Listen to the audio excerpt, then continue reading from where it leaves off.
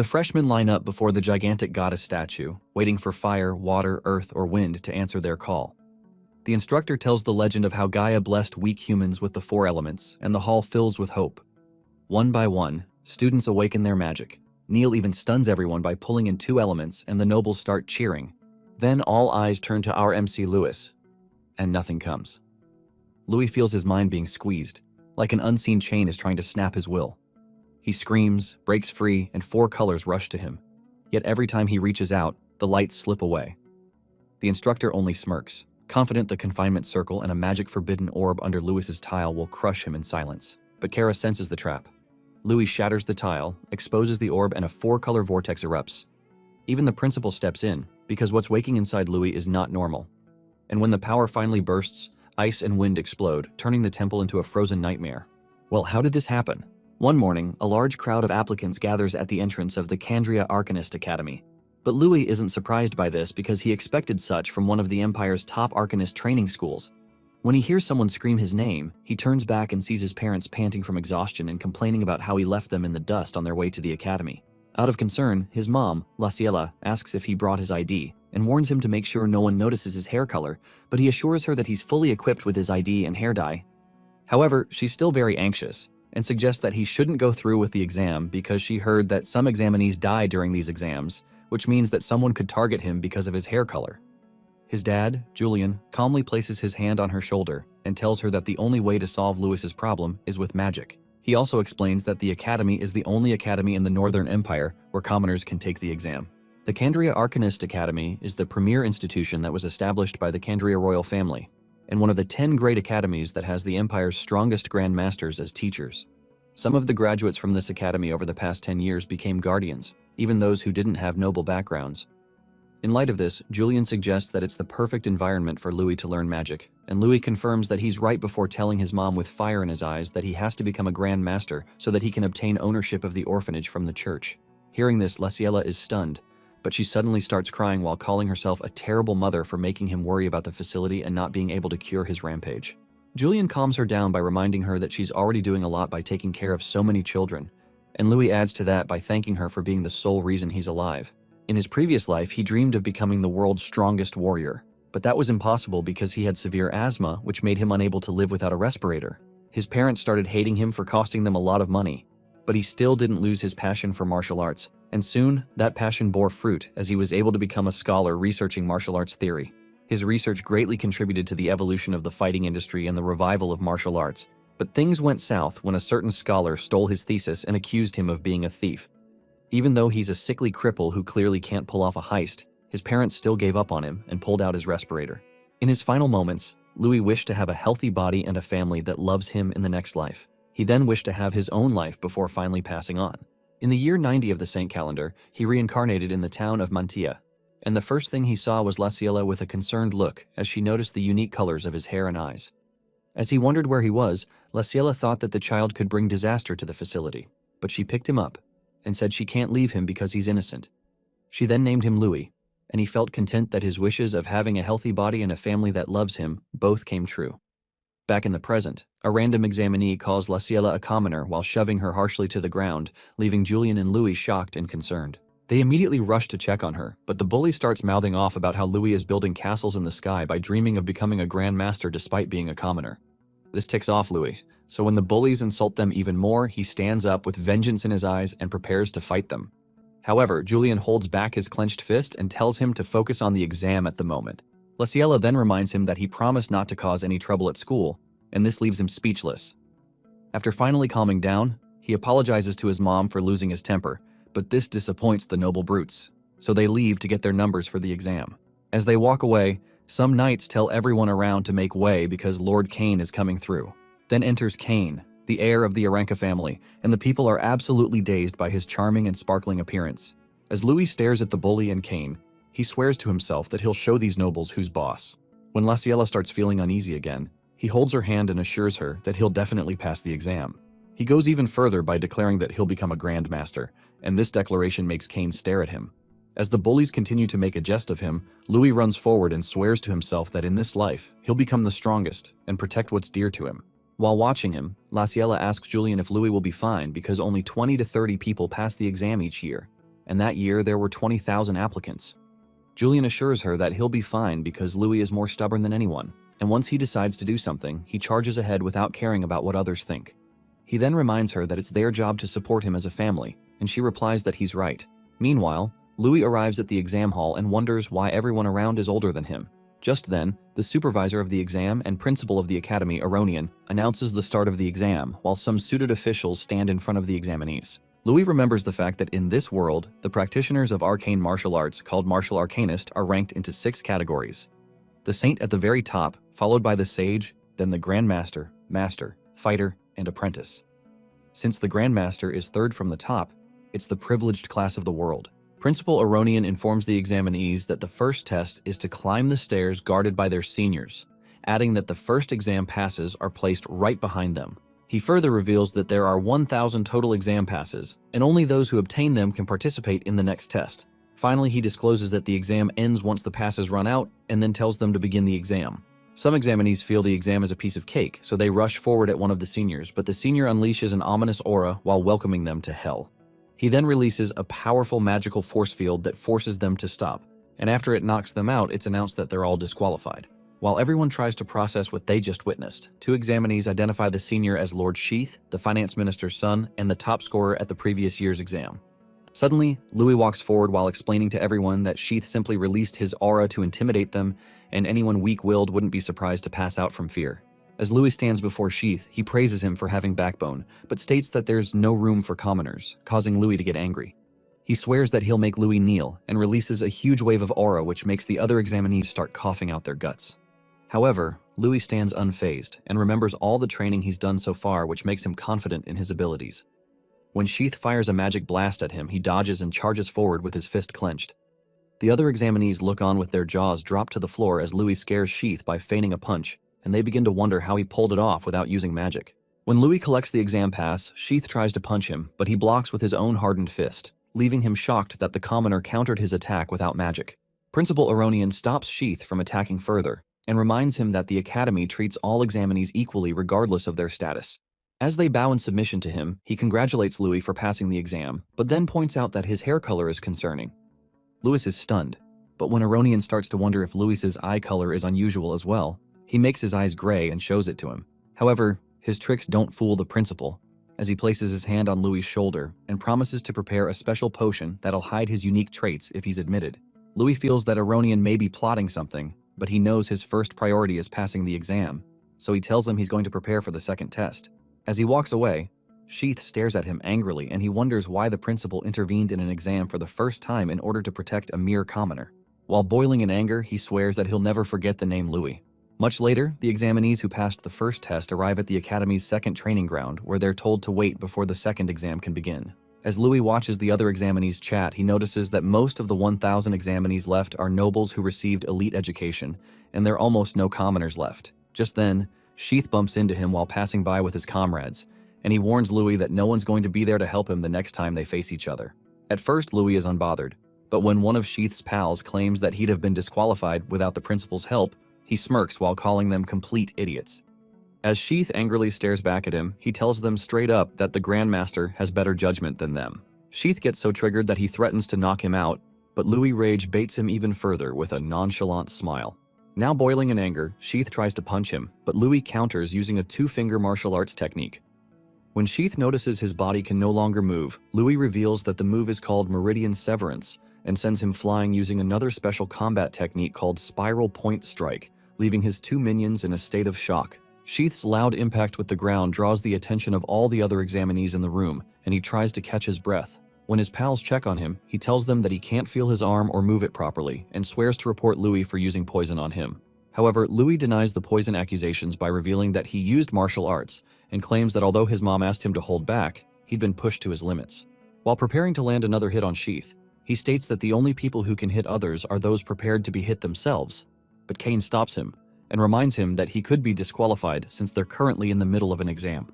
As Louis walks away, Sheath's goons start yelling at Kane for interfering, so he reminds them who he is, causing them to shiver in fear. Sheath decides to walk away, but he remarks that commoners and nobles are both trash.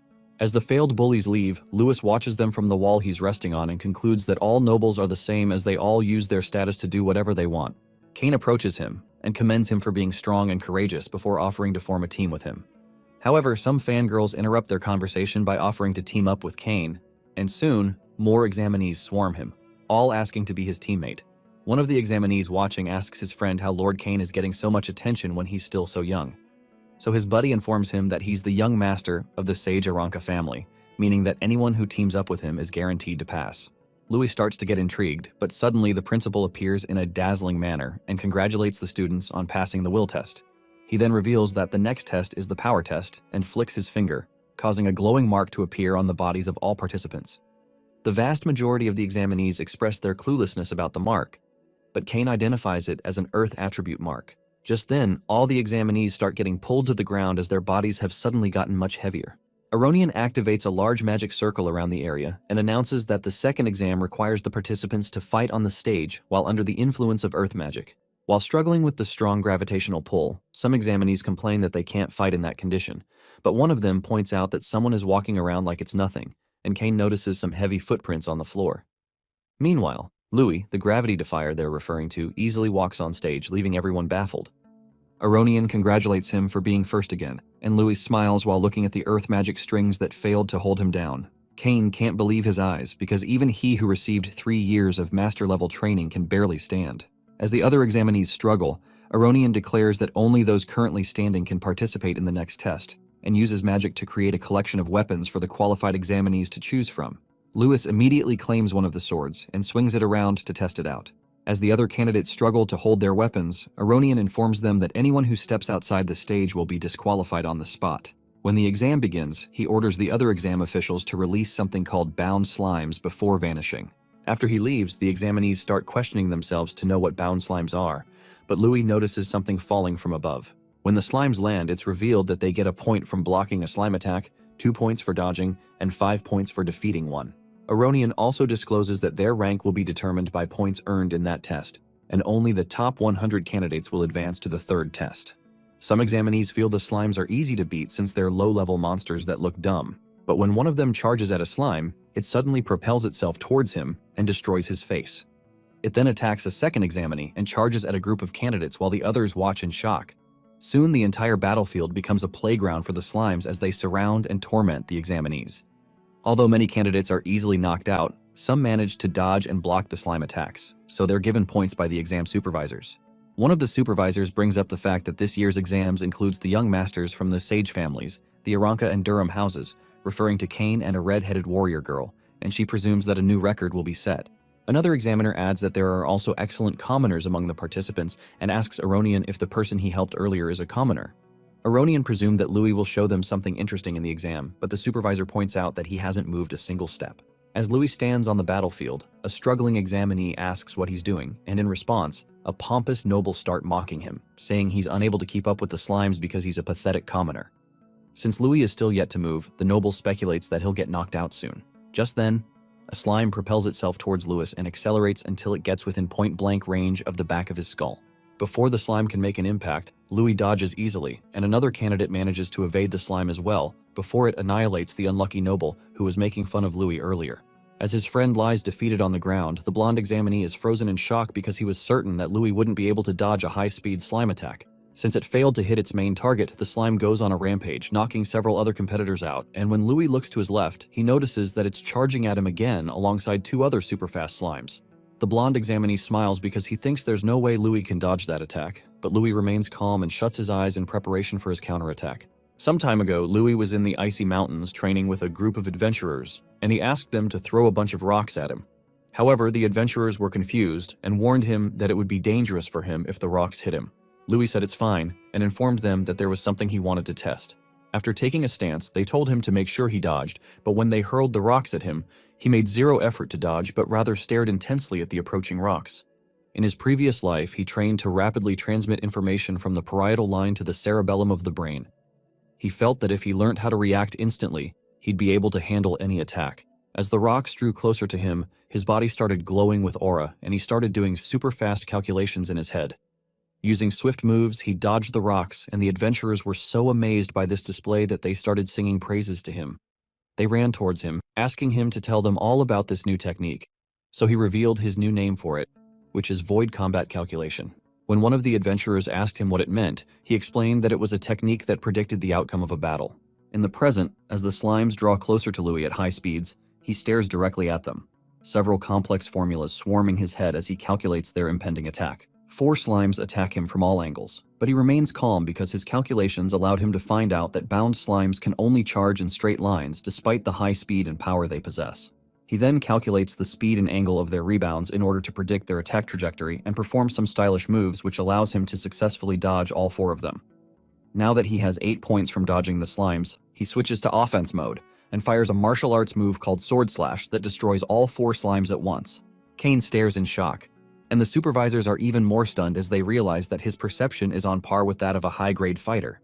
Kane smiles when he realizes that Louis is a practitioner of special combat techniques, and he decides that he'll team up with him no matter what. Just then, Louis notices another slime charging towards him to avenge his fallen brothers, so he declares that he has 5 more points in that bag while making his stance.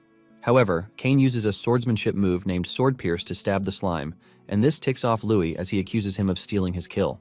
Kane playfully admits to doing so, and flaunts the slime stuck on his sword like a kebab while telling him that what he stole wasn't from him. He then slashes his sword in the air, causing the slime to split into 2, and when the remains land in the area where the other examinees are gathered, he tells Louis that he stole it from them. With a handsome smile, he introduces himself to Louis and asks him to join him in stealing points from the others.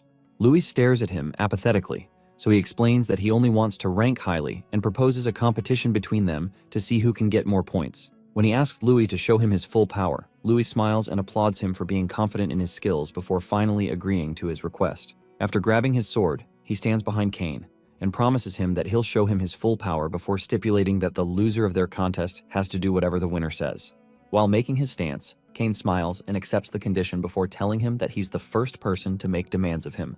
As slimes begin to surround them, Sheath's minions watch from afar, and they realize that with all the chaos on that battlefield, they can carry out their lord's orders.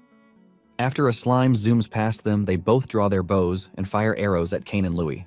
When the slime gets close to them, Louis notices it and slices it in 2, but suddenly, 3 arrows appear millimeters away from him. The impact causes loud sounds that alerts Kane, and the bullies are pleased because they think they've hit their target. However, Louis smirks, and when the smoke clears, they see that the combat genius caught all 3 arrows with one hand. While staring at him, they're overcome with the feelings of shock and fear as they wonder how he was able to react to their surprise attack like it's nothing. As Louis shoves the arrows into the ground, Kane checks on him and calls Sheath's pals scumbags for playing dirty tricks, but Louis says it's nothing. Hearing this, the evil nobles get annoyed and draw their bow while declaring that Kane is the next target. One of them activates a special arrow magic attack called Double Arrow, and fires this enchanted dark arrow at Kane alongside the arrows of his partners. Kane deflects the normal arrows easily using his fencing skills, but the dark arrow keeps driving towards him, leaving him in a dire situation. Blood splashes into the air as the arrow makes contact. Surprisingly, Kane doesn't see the purple arrow hidden amongst the ones he deflected. Luckily for him, Louis catches the arrow in due time, but he injures himself in the process. Kane, whose life he just saved, sees the blood gushing from his hand and tries to help him. However, the bleeding doesn't bother him as he snaps the arrow, fully ready for the enemy's next strike. Meanwhile, one of the spectators calls the attention of the principal to the malicious attack he just witnessed and suggests disqualifying the assailant. However, the principal insists they continue with the event because he's sure the weaklings will lose anyway. He postpones their punishment until after the exam, but asks for healing potions to be prepared immediately. Back in the arena, Louis gets ready to finish off his enemies and assumes a baseball pitcher pose. With glowing eyes and massive cannon power, he propels one of the slimes towards the nobles, and it hits one of them at top speed. The slime's impact sends the noble flying out of the arena and disqualifies him immediately. The remaining nobles witness this and start to panic. Just then, Louis, who doesn't intend to let them go scot-free, jumps into the sky and hits another slime at the freaked-out nobles. The slime hits one of them in the face, taking out his teeth in the process. The last one standing gets immersed in fear that he doesn't notice Louis behind him. However, Louis spooks him, and he staggers backwards. Taking advantage of his loose center of gravity, Kane trips the fool, and he falls out of the arena. After defeating the nobles, Kane thanks Louis for the earlier save and asks about his hand. Thankfully, he is fine, and they both shake on it, solidifying their newfound friendship. Louis teases Kane for being a skillful noble, but Kane defends his background and brags about being from the Aranka family. Apparently, the Aranka family is one of the great families that have produced grandmasters and sages. Their influence is so powerful that they rival the royal family and the Arcanist Association. Realizing that Kane's family is no joke, Louis retracts his earlier comment, and they both prepare to face the rest of the slimes. However, the sight of Louis getting more points continues to piss some of the lower-class nobles off, and they decide to leave the slimes and attack him instead. They rush toward him, all while knowing Kane is by his side. Their plan to kill two birds with one stone backfires as higher-class nobles decide to protect Kane. They clash with the lower-class nobles in a free-for-all battle, while Kane and Louis have each other's backs. Amidst the battle stands a red-haired girl, who from her looks seems to be from a reputable family. She calls her friend, Miliana, who is a commoner, and tells her it's the right time to make the people who looked down on her suffer. The red-haired girl leaps forward to join in, and Miliana follows. The battle gets intense as Louis flips around, dodging slimes and attacks from various ends. Miliana also gets in on the action and trips one of the nobles, while the red-haired girl sends another one flying into the walls. Just then, a new player emerges in the mix, and he turns out to be a red-haired guy wielding a massive hammer. The guy, feeling like the god of thunder, swings his hammer mercilessly and clears all the obstacles in his way. According to him, punching people is way better than beating up slimes. He lets out a massive scream as he blows away his opponents with ease. Meanwhile, the spectators have started to get uneasy, and they suggest stopping the exams. This is due to the fact that the majority of the disqualified members are nobles, and if any more nobles get disqualified, it might cause issues for the academy. However, the principal doesn't mind this, as he believes that the academy has its own rules. Just then, he zooms into the arena in a bright, radiant light and puts a stop to the pandemonium. He announces that the second exam is over and the scores will be announced later. During the short break, the injured participants are treated with a healing potion, and the earth magic effect is eradicated. Louis also uses the healing potion, but he's surprised at how effective it is.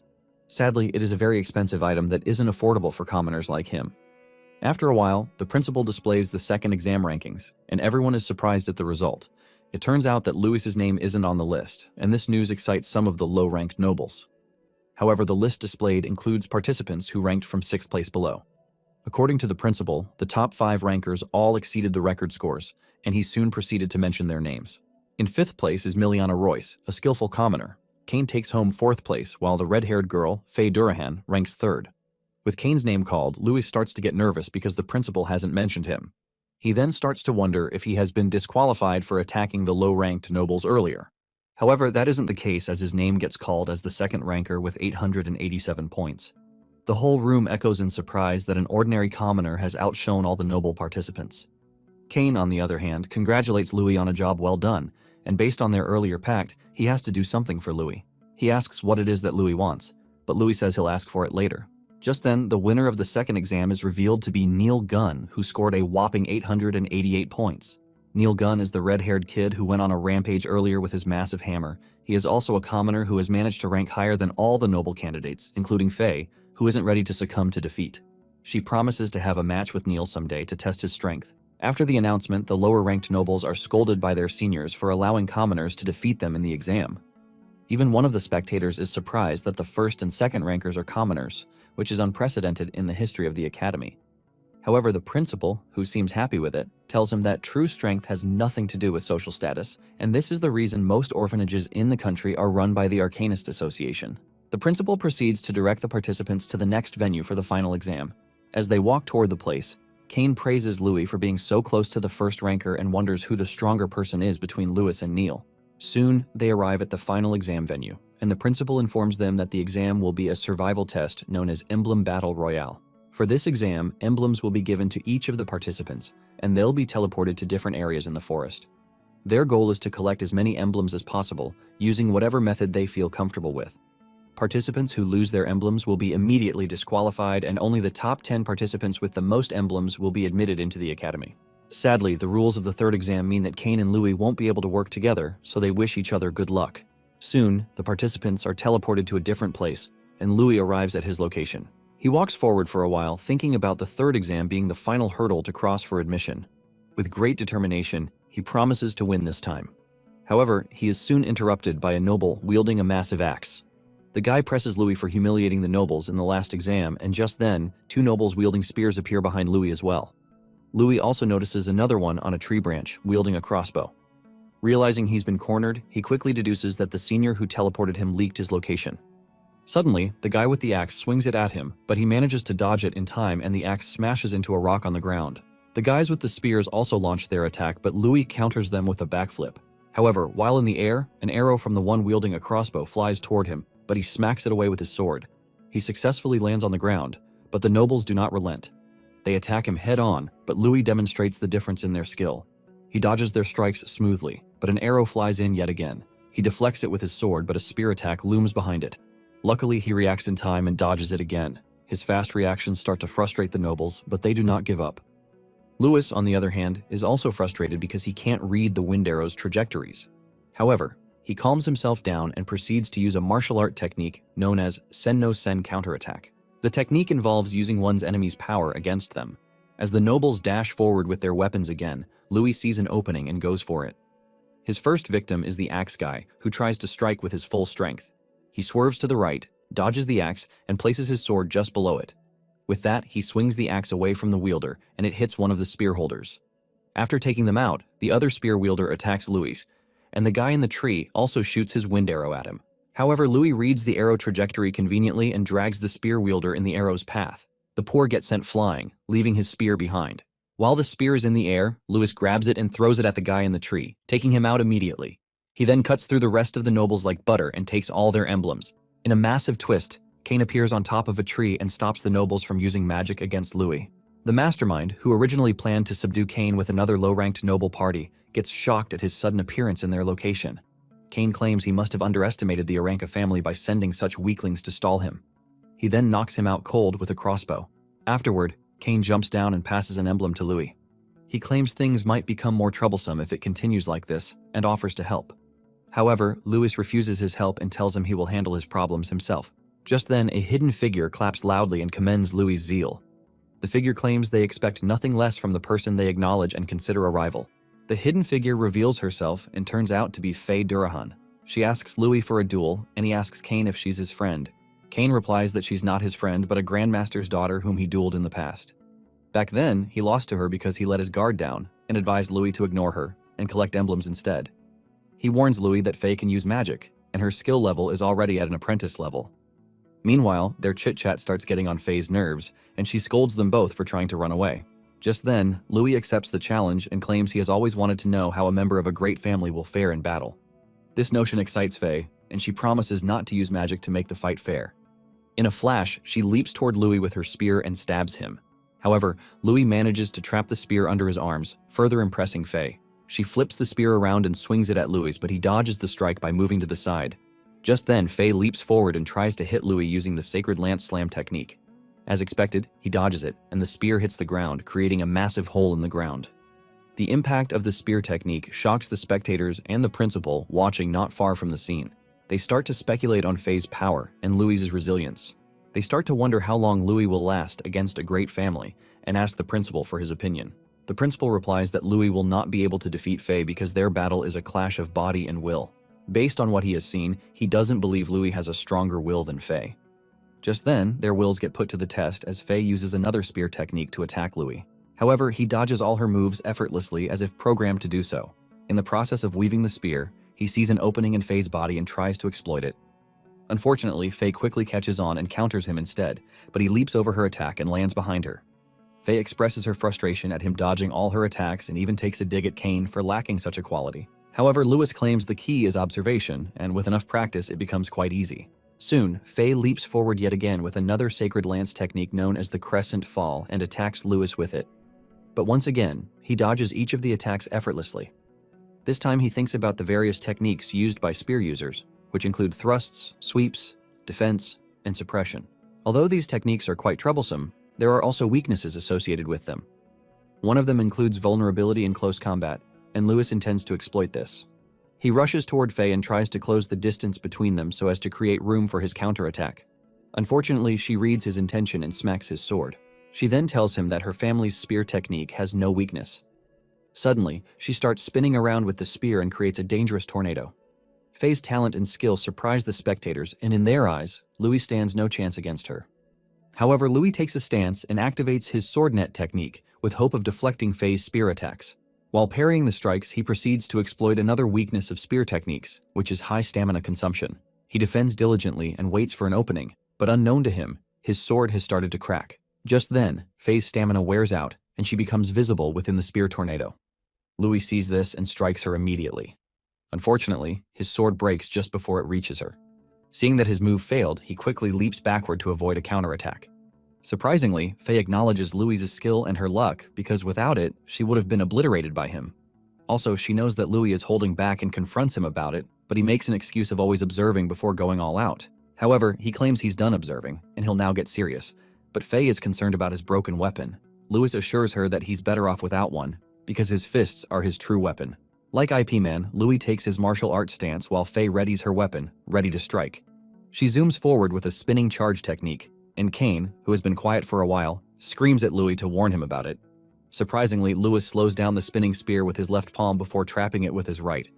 In the end, Louis traps the spinning spear in between his palms, dropping the jaws of both Faye and Kane. Also, the jaws of the speculators are dropped, but the principal manages to keep his cool. He stares at the scene intently, trying to figure out what Louis had just done. Meanwhile, Faye doesn't give up yet and snatches back her spear. She tries another technique in her playbook and creates the illusion of herself attacking Louis from all sides. However, instead of panicking, Louis takes a deep breath and assumes his martial arts stance. With his palm, he parries all the attacks one by one until he diverts every one of them away from himself. This skill hasn't been seen before by either Faye or the principal. He then proceeds to land a proper hit on Faye and sends her flying. Luckily for her, she strikes her spear into the ground, which gradually puts a stop to the momentum. After stopping, she asks Louis about the technique he just used, and he replies in a calm tone that it's a form of parry in martial arts. He then jumps toward her for another round, and Faye quickly reacts with her spear. Strangely, her attacks are easily evaded by Louis, who seems to be right in front of her and not in front of her at the same time. This even makes Kane wonder if it's an optical illusion, while Faye vents out her frustration at not being able to hit him. It turns out that Louis has been using the butterfly step, which is an elegant step created by a legendary boxer in his past life. It involves rapid movement of one's feet back and forth, which creates a hard-to-catch rhythm, perfect countering Faye's spear technique. Soon he catches Faye in a tight spot and blows her away. The spectator and the principal witness this and immediately start wondering if Louis is perhaps a genius in hand-to-hand combat. Even though Faye is on the ground holding her stomach, she refuses to give up. She abandons her spear and leaps toward Louis with full force, holding up her fists. Louis, however, doesn't let his guard down and immediately assumes the Wing Chun stance. As Faye approaches him with a crushing fist technique, he immediately blocks it, but the impact seems very similar to a technique he knows called inch power. Louis smiles and commends her resilience, but Faye isn't flattered. She claims the Durahan family isn't all about the spear, before crashing into Louis with another crushing fist technique. Louis takes his stance, ready for the impact, and they both start exchanging fists like kung fu experts. Strangely, Louis' excitement starts to get out of hand, because fighting a strong opponent to his heart's content is all he has ever envisioned. As the fight grows intense, he starts demanding for more, and soon his eyes turn bloodshot red, and so does his heart. He leaps toward Faye with an extreme killing intent aura oozing from his body. Faye looks up at his towering figure and gets terrified of the sight. What she sees is a demon with huge fangs, opening its mouth wide open, ready to swallow her up. Suddenly, she isn't able to move her body fast enough to evade Louis' strike. However, she still manages to block his punch, but the impact sends her flying into a tree.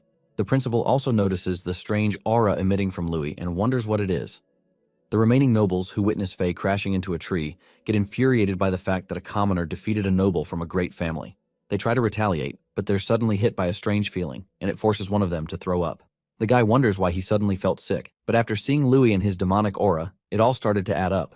A jealous noble senior, Sheath, watches the duel from afar with his injured friend Brian, and they're forced to admit that Louis is far stronger than expected. This realization fills Sheath with anger, as his plan to knock out the commoner has completely failed. Brian then concludes that Louis must be eliminated at all costs. Remembering the old legend, he believes that letting someone like Louis live could become an issue later and hopes to end Louis' life as soon as possible. Meanwhile, Louis' rampage continues as he lunges straight at Faye. Laughing hysterically, the maniac pummels her and sends her flying, making her spit up blood again. Following that, he flash steps to her midair and sends her crashing into the ground with a series of heavy fist attacks. Faye barely holds up her defensive stance and tanks the incessant attacks while thinking about the explosive increase in Louis' strength and strength. Understanding the gap between them, she concludes that she has no chance of winning. Just then, she's faced with Louis' terrifying fist aura, and her life flashes before her eyes. Refusing to accept the impending doom, Faye quickly activates her martial arcane technique, Blaze Fist, in a desperate attempt to counter Louis' strike. However, Louis' attack overwhelms her and sends her flying once again, crashing through trees as she tumbles through the air. Suddenly, Louis returns to his senses and realizes that he lost himself again. He stares at his burnt hand and reflects on the nature of magic. but Kane hurriedly comes to check if he's all right. From nowhere, Sheath steps forward and loudly announces Louis's disqualification, claiming his emblem was destroyed during the fight. He orders Louis to leave immediately, but Kane tries to argue, insisting that it was clearly an accident. Sheath then reveals that the principal witnessed everything and demands that Louis exit the exam grounds at once. Before Louis can respond, Faye speaks up and tells the noble scumbag to stop, but the fact that she is still conscious shocks Louis. Sheath accuses her of trying to help the commoner cheat, but Faye shuts him down without hesitation. She then apologizes to Louis for accidentally using magic during the fight, and it stuns Kane, who never imagined she could ever apologize to anyone. However, Louis also apologizes for going berserk earlier, but she brushes it off, claiming that it's fine. Since he forced her to use magic, Faye admits defeat and hopes they get to have another match after their enrollment. Just then, Sheath scoffs at her words, pointing out that Louis only has 4 emblems. Unfazed, Faye pulls out her stash of emblems and hands them over to Louis as a reward for defeating her. This adds 10 more to his collection, and Faye validates the record from the furious noble senior. She teams up with Kane to weed out the weaklings in the exam grounds and make sure no one has enough emblems to disqualify Louis. Kane, who's also on the same page with her, accepts her suggestion, and they swiftly head off to begin their conquest. As they leave, Kane teases her because he always thought she was all brawn and no brains, but she's more concerned with getting more emblems. Shortly after, an examiner approaches Louis and informs him of his disqualification, escorting him out. Sheath hopes he never sees the commoner again, but Brian remarks that Louis might still pass if Faye's plan succeeds. Suddenly, Sheath remembers that it's not strange for an examinee to die by accident during the exam.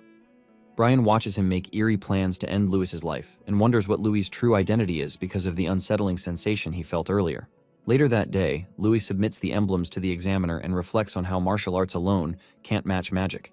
He hopes to learn at the academy so he can fuse magic and martial arts. That night, Louis thinks about how to explain his roughed-up clothes to his mother on his way home, and he walks past a shady person. As he contemplates, the assassin attempts to stealthily take him out from behind. Reacting instantly, Louis counters with a powerful backheel kick that sends the assassin flying backwards. The assassin questions how Louis noticed him, and he calmly replies that the scent of blood on him is impossible to hide.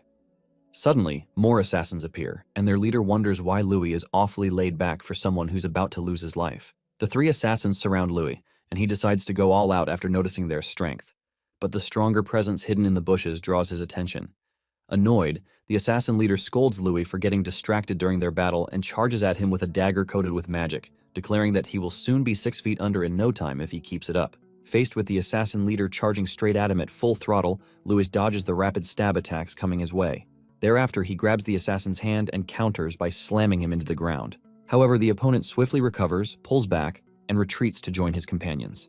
He then acknowledges the accurate intel he got on Louis's top-tier abilities, but Louis wonders what he's blabbing about.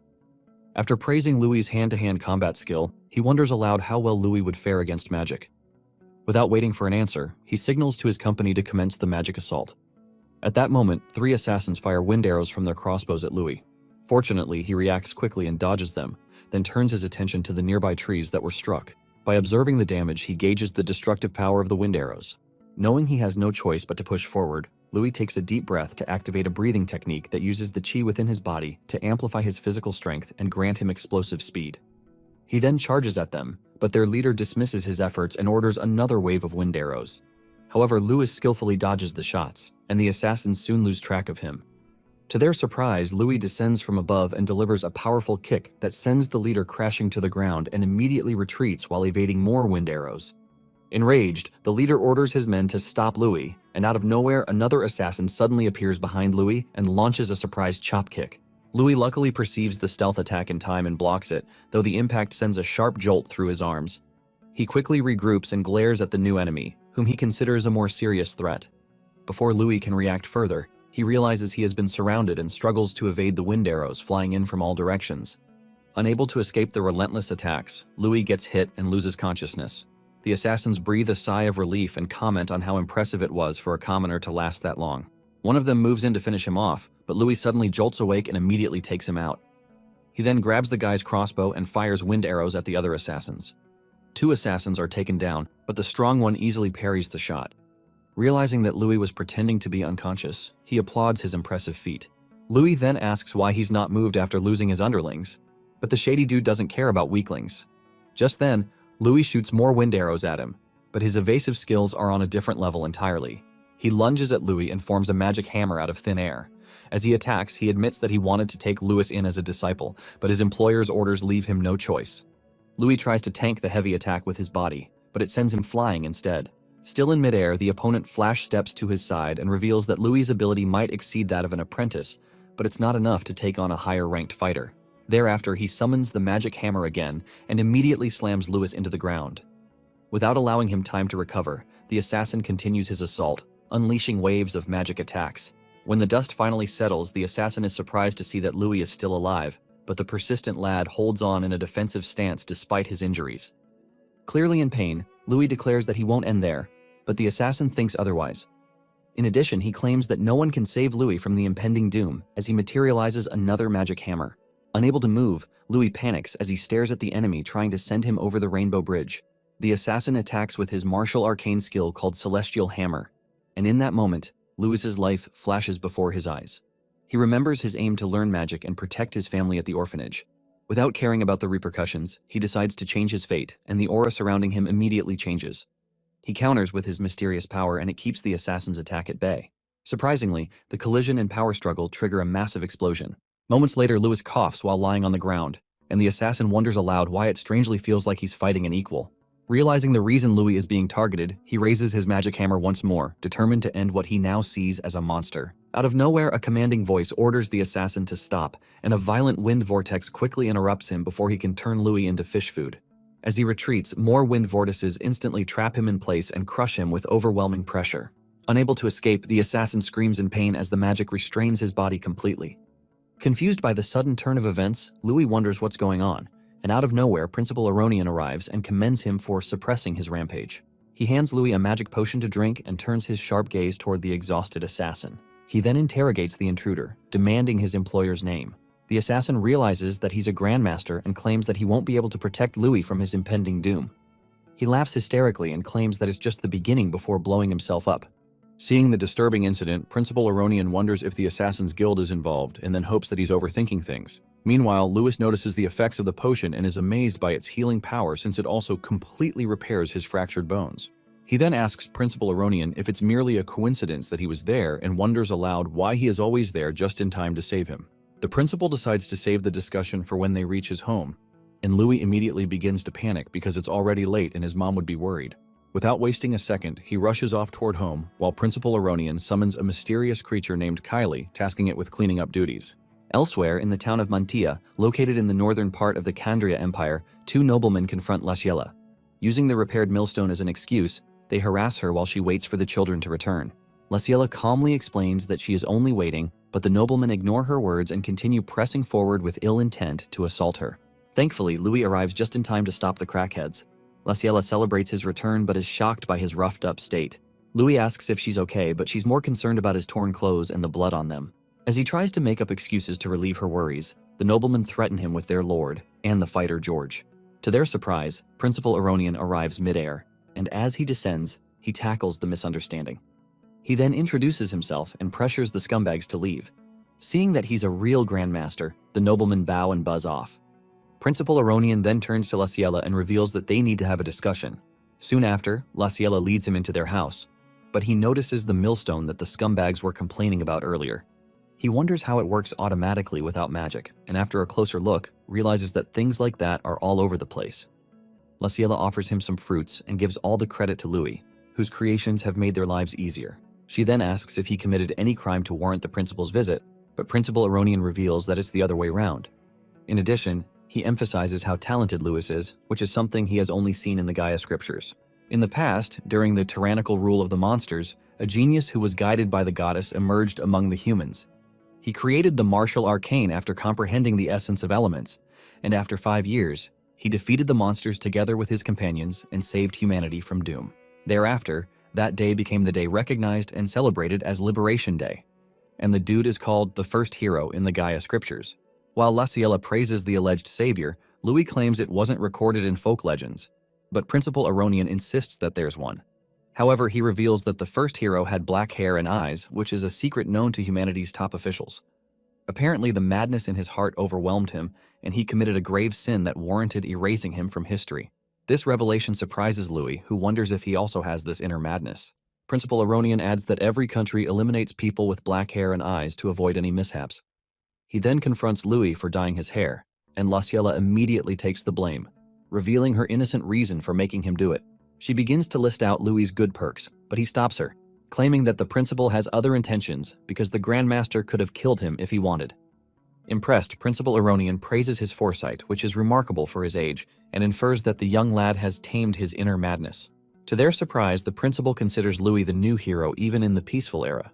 As he grabs a fruit with telekinesis, he talks about the darkness constantly lurking beneath and decides to guide Louis on the right path after witnessing his ability. He suddenly throws the fruit at Louis and the unfazed lad catches it effortlessly. Following that, Principal Aronian says he passed the test thanks to Faye and Kane's efforts to fail most of the other examinees. Thereafter, he asks Louis to be his disciple at the academy, but he excitedly asks what the principal will do if he later goes berserk. Instantly, the fruit in Louis's hand is cut into pieces, and it shocks him. Cold as ice, Principal Aronian replies that he'll personally send him to the Creator when that happens. While working in the yard the following morning, one of Louis's foster siblings praises him for receiving a personal invitation from Principal Aronian, but Louis also considers it a warning. The sibling blabbers on about the Academy's fees while Louis thinks about the connection he has with the legendary hero. He recalls the principal's words back then and wonders if he can really trust them. Before Principal Aronian left the previous night, Louis privately asked him why he revealed everything to Laciela, making her anxious. He claimed ignorance would make her a burden, but Louis didn't think so. Principal Aronian then said she needed to know because his family would be in danger if his identity were exposed. Before he flew off, he told Louis to become stronger because it was just the beginning of his trials. After reminiscing, Louis confirms that Principal Aronian is right and decides to get stronger at the academy. Moments later, his younger siblings come over to greet him farewell, and his sister named Lana jumps into his arms. With teary eyes, she asks if he'll visit regularly and makes him do the pinky promise that he'll visit during long breaks. Thereafter, an older sibling informs Louis about the noble's butler calling for him. Soon after, Louis goes out to meet the butler, who immediately confirms his identity and then hands him an invitation while introducing himself as a butler of the Aranka family. Upon seeing Kane's invitation, Louis guesses his intention to strengthen their friendship and decides to play along. The butler leads him into the carriage, and they begin the trip. Later that day, they arrive at the town of Harzan, and as Louis alights from the carriage, the butler briefs him about the Aranka family. Louis's jaw drops upon seeing the great family's huge mansion, but Kane rushes out to welcome him. Kane reiterates that they're now classmates, and Louis says it's thanks to his efforts in the final exam. He also acknowledges Faye's help and decides to let their earlier bet slide. However, Kane says he'd have passed either way since he has Faye's seal of approval. He then reveals his intention to have Louis as his sparring partner while also giving him information about the academy and magic beforehand. Just then, Kane's mother arrives and confronts him for bringing a filthy commoner into their house. Kane claims that Louis is his friend, but she disregards his words and asks Louis what his intentions are for approaching her son. Disgusted with breathing the same air as the commoner, she takes out a gold ring worth dozens of gold coins and throws it at him.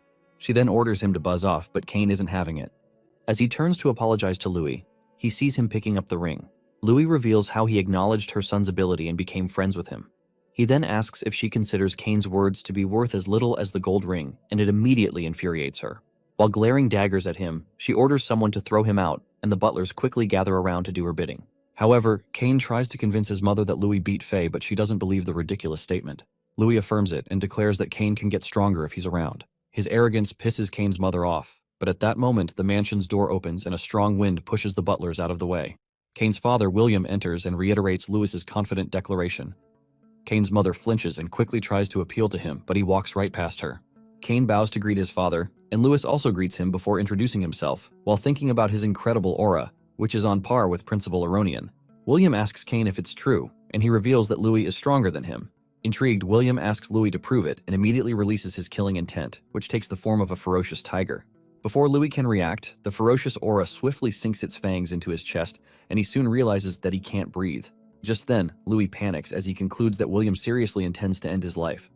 At that moment, William literally stares daggers into him, and his willpower tears a hole in Louis's soul. While trying to gather his thoughts, Louis realizes how terrifying the willpower of the Grandmaster is. However, he has built a resistance to killing intent thanks to continuous monster hunting in the past few years. Looking fired up, the hole in his soul begins to recover with his burning resolve and willpower. The fire in his soul bursts out, and to William's surprise, it takes the form of a dragon. The standoff of willpowers begins, and the two clash for a little while. After the dust settles, Kane quickly checks on Louis and helps him to his feet after losing the Battle of Wills. Thereafter, William asks Louis why he seeks strength, and he claims it's to protect his family. Without showing any facial emotion, William turns to leave but scolds Kane for his weak willpower and asks him to learn some things from Louis. Unhappy with the development, Kane's mother tries to talk to William about his decision, but he coldly turns down her opinion. Relieved, Kane then decides to take Louis to the training ground right away. At Aranka's family's martial arts training ground, Kane apologizes on his parents' behalf, but Louis says it's fine. He then talks about how extreme William was and tries to relieve Kane's worries by acknowledging his ability. However, Kane claims that Louis is far more suited to be the Aranka family's son, but Louis sees the whole incident as William testing him for Kane's sake. He wonders aloud if it's William's way of showing love, and his words take Kane down memory lane. Looking back at his life, Kane didn't get to leave the mansion frequently when he was little, and he only had memories of eating, sleeping, and training. Apparently, William wishes to raise him into a great sage like his grandfather. Kane soon realizes that he always wanted his father's acknowledgement, but along the way, the mansion became a prison while his status and talents chained him down. The lad kept yearning for the outside and freedom like birds flying across the continent. Unfortunately for him, he's too weak for a world where only strength matters. While he picks up a rapier in the inventory, he notes that swinging his blade is the only way to break these chains. Following that, Kane discloses that his father is also a graduate of the academy and decides to get stronger so he can receive permission to live freely. Kane then turns to Louis, counting on him to make him strong, and the two friends commence their spar. Meanwhile, William watches the duo from a distance and asks his butler about the results of his investigations. The butler tells him that Louis isn't ordinary, narrating his exploits during the exam. After hearing how he defeated Faye and gained Principal Aronian's help on multiple occasions, William concludes that Louis is a troublemaker. The butler then asks why he still allowed Louis in, and William explains how people hone their skills with challenges and grow after overcoming these said troubles. From his intuition, he guesses that Louis can really help Kane get stronger. Meanwhile, Louis, who's fighting without any weapon, kicks Kane backward. Kane recovers and activates a martial arcane skill named Wind Lunge.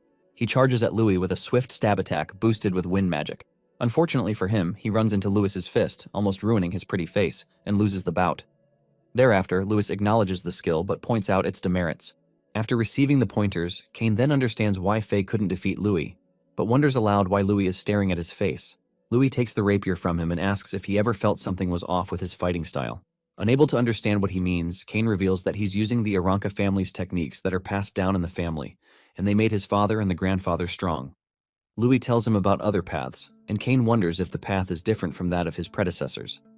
Just then, Louis returns the rapier to the inventory, shows Kane a dagger, and calls him over to make plans to surprise his father. Out of nowhere, the duo surprisingly lunges at William armed with daggers, but right before that, Louis takes a moment to lecture Kane on the importance of speed in martial arts. Referring back to the slime test during the academy exam, he explains that speed is not just about movement, but also reaction time and the ability to make quick decisions. Coincidentally, Kane's natural speed pairs well with his wind attribute, but the difficulty of using thrusting weapons is high. Louis hands Kane 2 daggers and tells him that what worked for his father and grandfather may not necessarily work for him. He then guesses that it's the reason William stopped growing after reaching the Grandmaster level and asks Kane to change to a specialized combat style to maximize his talents. Louis asks if he's up for it, but the dude is ready to do anything to gain freedom. Louis acknowledges his determination and quickly explains how the new combat style works. Following that, they make plans to jump Williams and unveil Kane's ability and determination. Soon after, they charge at William, and Kane immediately activates his wind magic support spell, Accelerate. The spell boosts their speed, allowing them to close the distance rapidly. The sudden burst of movement worries the butler, but William calmly stops him and easily dodges Kane's attack first. Afterward, Louis flash steps to his side and unleashes a wave of slashes, but William dodges them effortlessly. While at it, Louis considers daggers the fastest weapons and then decides to combine them with combat techniques. Just then, Louis uses his martial art, Butterfly Step, hoping to shock his opponent with his explosive speed. The skill surprises William a little, but he still keeps dodging the wave of attacks. Kane follows suit and uses his aerial skill to boost himself. In the midst of the chaos, he suddenly realizes that his body feels so light, and it gives him a sense of freedom he has never experienced before. Seeing how compatible he is with the weapons, he decides to fuse his combat techniques and wind magic. As soon as Kane fuses them, it draws William's attention, and the sight of it shocks him. Kane accepts his newfound martial way and tries to get a hit in, but before he can, William releases a massive outburst that pushes the pesky lads backward, and he furiously asks Kane if he is abandoning the clan's techniques to prove his will. The duo regroups, and Louis immediately tells Kane to use Accelerate again. Without hesitating, Kane holds Louis's shoulder and immediately activates the spell, and the duo continues the assault at full throttle. William watches their synchronized movements, but his evasive skills are on a whole different level. Shortly after, he gets his aura on one of Kane's blades, but he breaks free from his father's grasp and retreats again. This infuriates William, who immediately calls him a coward. But Kane recalls Louis's lectures earlier about the merits of retreating. He soon regains his footing and confronts his father again. However, Kane dodges again, using a tornado spell, and regroups with Louis. The duo charge at him from behind, screaming at the top of their lungs while hoping their next attack connects. Earlier, Louis had taught Kane about a baseball technique known as a changeup. He demonstrated how altering speed can deceive opponents, making even slow movements appear dangerous. He explained that when used correctly, it disrupts an enemy's timing and delays their reaction. If an opponent hesitates for even a moment, that delay can be exploited. Now the duo puts the technique into practice, attempting to overwhelm William through unpredictable speed variations. William casually dodges their attacks, dismissing the slow attacks as nothing against him, but soon after, Kane's delayed attack surprises him. The blade grazes William's shoulder, damaging his fur. The successful hit excites the boys, and they continue the incessant attacks, but to their surprise, William claims it's enough. He orders Kane not to disgrace their family's name and then leaves the training ground. Kane, thrilled by what he believes to be his father's approval, accepts the command and celebrates with Louis as William departs alongside the butler. As he walks away, William reflects on the techniques the duo used against him. The hit and retreat tactics linger in his thoughts, and the idea of strategic withdrawal begins to interest him. He materializes a dagger, realizing that he may have learned something new from the children. Meanwhile, Louis begins to miss the opportunity of battling a grandmaster, but Kane is enjoying the best feeling in his entire life because his father acknowledged him for the first time, and he decides to reward Louis with a present for making it a reality. Later, at Aranka's family library, the sheer number of books stuns Louis. But Kane comes to him with a box containing the rewards and thanks him for helping find his path quickly. The box's content stuns Louis because they're very valuable. Inside are extremely valuable books, including the Academy's references and rare magic texts that commoners rarely see. Hoping that the books would help him, Kane gives him the books that teach basic mana theory and mana attribute theory, but then goes on to give him some tips about the divisions into magic and martial arts. In addition, Kane lectures Louis about the Magic Awakening ritual, which happens to be a ritual that all new students must undergo.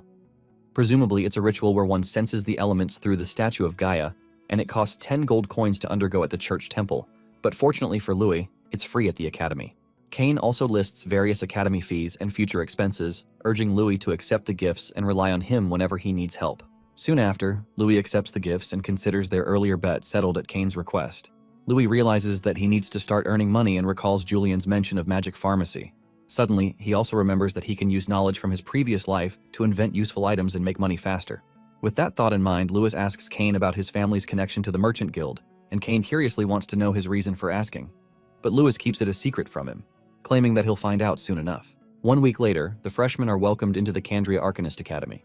As Louis boldly walks onto the school grounds, Rose, a sophomore, gets a whiff of his cologne and concludes he must be related to a noble. After all, he has the trendy, expensive cologne. She instantly latches onto him and offers to give him a tour of the school. As Rose leads him inside, she informs him that because the emperor has gotten old, the imperial heirs have been fighting with the nobles and great families at the academy. It's all thanks to the principal that things look calm on the surface. But behind the scenes, there's a fierce struggle for educational resources. Because of this, any student who gets targeted and fails to earn points can get expelled. With that, Rose touches his cheek and asks him who his family supports. But a guy named Brian shows up and refers to Louis as a commoner who broke the exam record. This shocks Rose because the cologne on Louis isn't something anyone can afford, so she gets mad and walks off. Louis then shakes Brian's hand, and Brian informs him that the academy is a miniature empire, and Louis will face many people like Rose.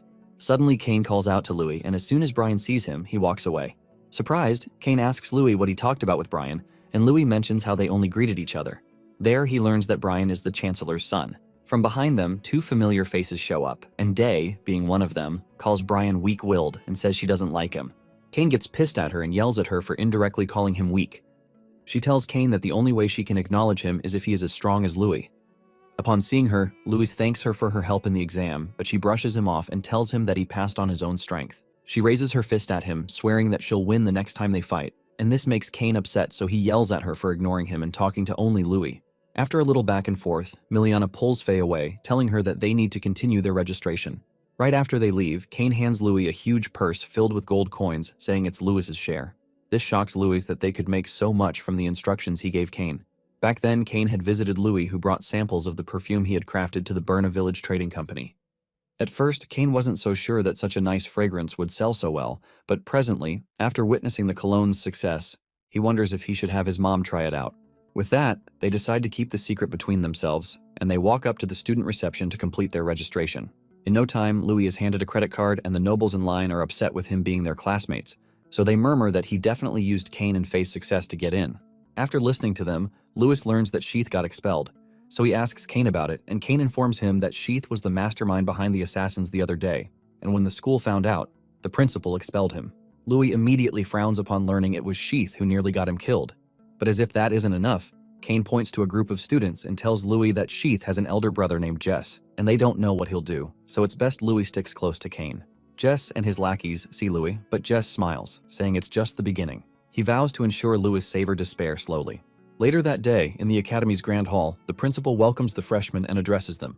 After giving them a pep talk, he welcomes Neil to the stage as the freshman representative to give a speech. To everyone's surprise, the brute walks up unclad to the stage with his enormous axe, and he releases his killing intent.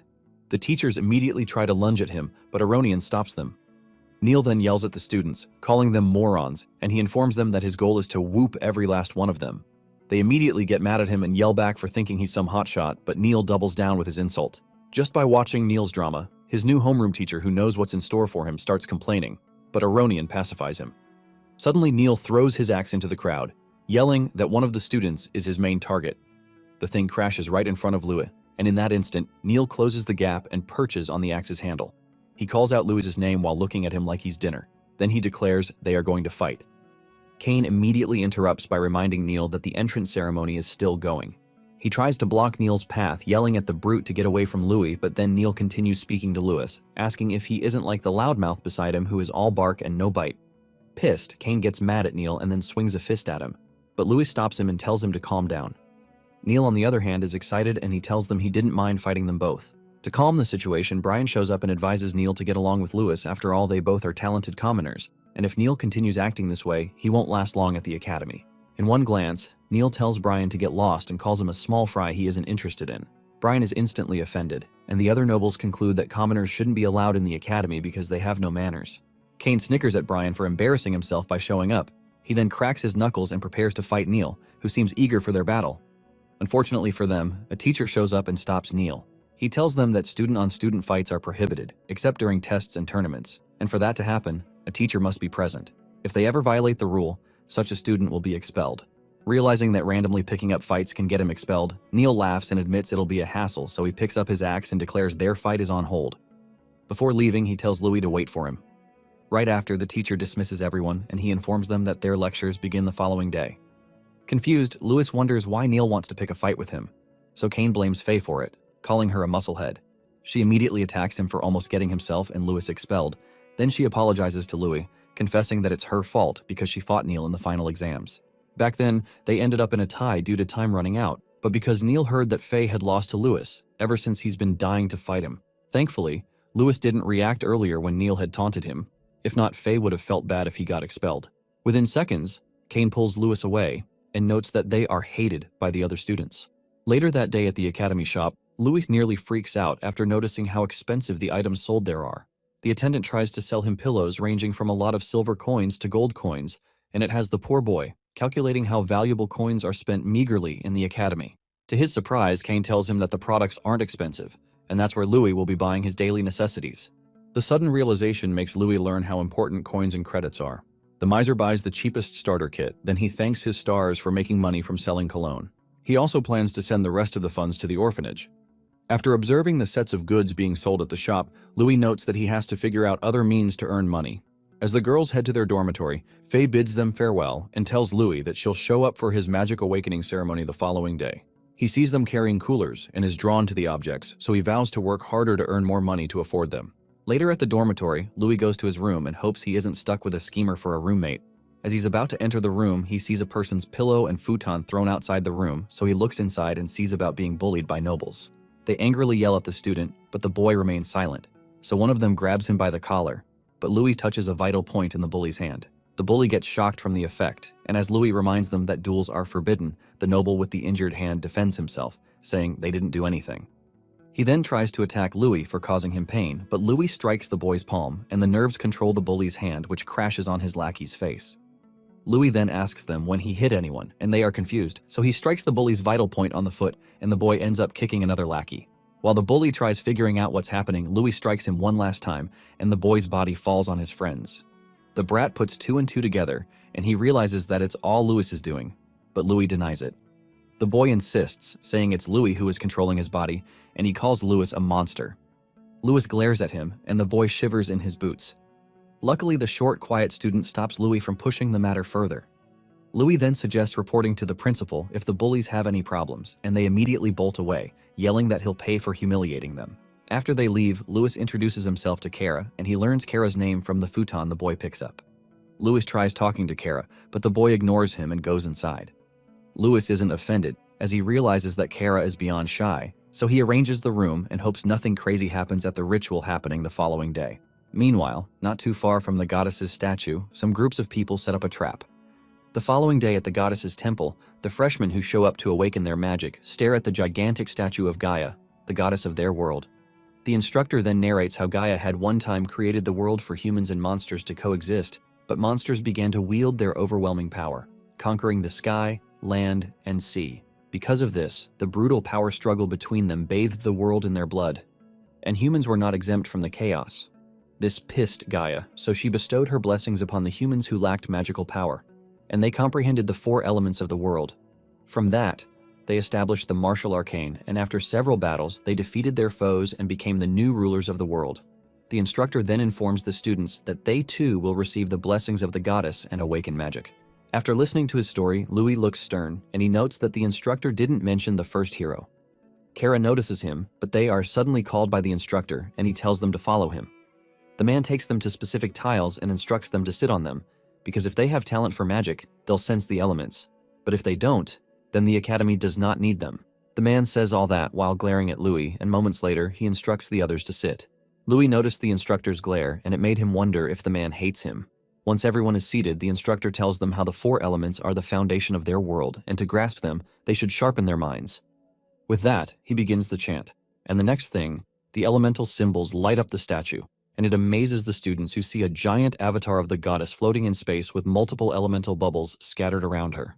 As they concentrate, many students are bestowed one of the 4 elements. Some rejoice while some complain because the element they got didn't suit their proposed career path. Suddenly, Neil is surrounded by a flame vortex from 2 elements, and everyone is surprised that he's got both earth and fire attributes. At this point, they wonder if Neil is a genius for commanding both elements to his bidding. Excited, the muscle head ignites his flames and rejoices, while ordering the elements to obey him. He then glances over at Louis and declares that if Louis can't awaken, then he isn't his rival, so he says Louis shouldn't disappoint him. The others follow his line of sight, and they expect Louis to also shock them. But they see that there aren't any elements around Louis. The poor boy, on the other hand, concentrates very hard, and he wonders why he isn't sending anything. At first, he wonders if it's because he isn't from this world. But then he recalls sensing a little strange power when he sparred with Cain. Right now, Louis feels like his mind is being polluted, so he declares that his will won't break that easily. The boy screams and shatters the mental bind, smoldering his thoughts. Immediately, 4 colors of light gather around him, and this stuns the instructor because he remembers setting up a magic circle on the tile Louis sits on to sever the boy's mind from the outside. Louis then tries to touch one of the colors of light, but it flees from him. He then tries over and over to catch them, but fails at it. Confused, the boy wonders why he can sense them but cannot touch them. The instructor, who is still observing him, smirks while noting that Louis is dead wrong if he thinks escaping from the mental barrier is enough for him to awaken. The dubious man mentions how the confinement circle and the magic forbidden orb are what he used for Louis because there were people who wanted Louis crushed. And since they paid the instructor for it, he can't back down, so he waits for the ritual to end so that Louis can despair. After several hours, other students take their leave, but Louis and Kara are still meditating, so the nobles make fun of Louis and call him a letdown. Kara, on the other hand, senses something is wrong, so he informs Louis that there's a trap beneath his tiles. Without wasting time, Louis smashes the tile open, and he sees the magic forbidden orb directly under it. Confused, he wonders what the orb is, but Kara, who is on his way out, tells Louis to hurry up. Even though Louis is curious, he steps away from the broken tiles and concentrates. And in that moment, the students still left in the temple are surprised when they see the 4 colors of light forming a vortex around Louis. Surprised, the instructor wonders how Louis was able to awaken because even a master shouldn't be able to break through the confinement circle and the magic forbidden orb.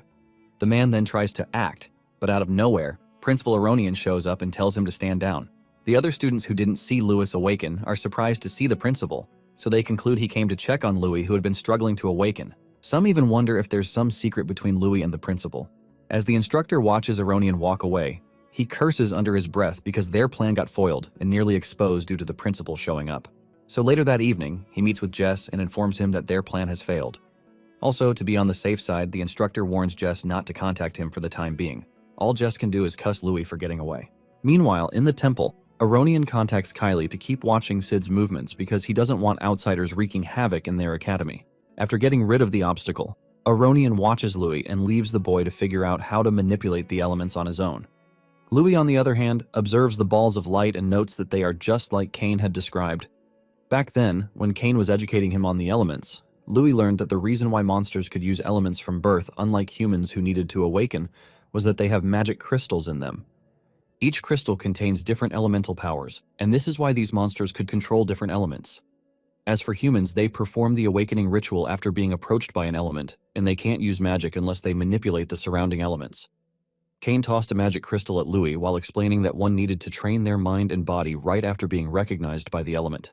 Curious, Louis asked if the magic crystals were the elements, but Cain informed him that everything in the world is made up of elements.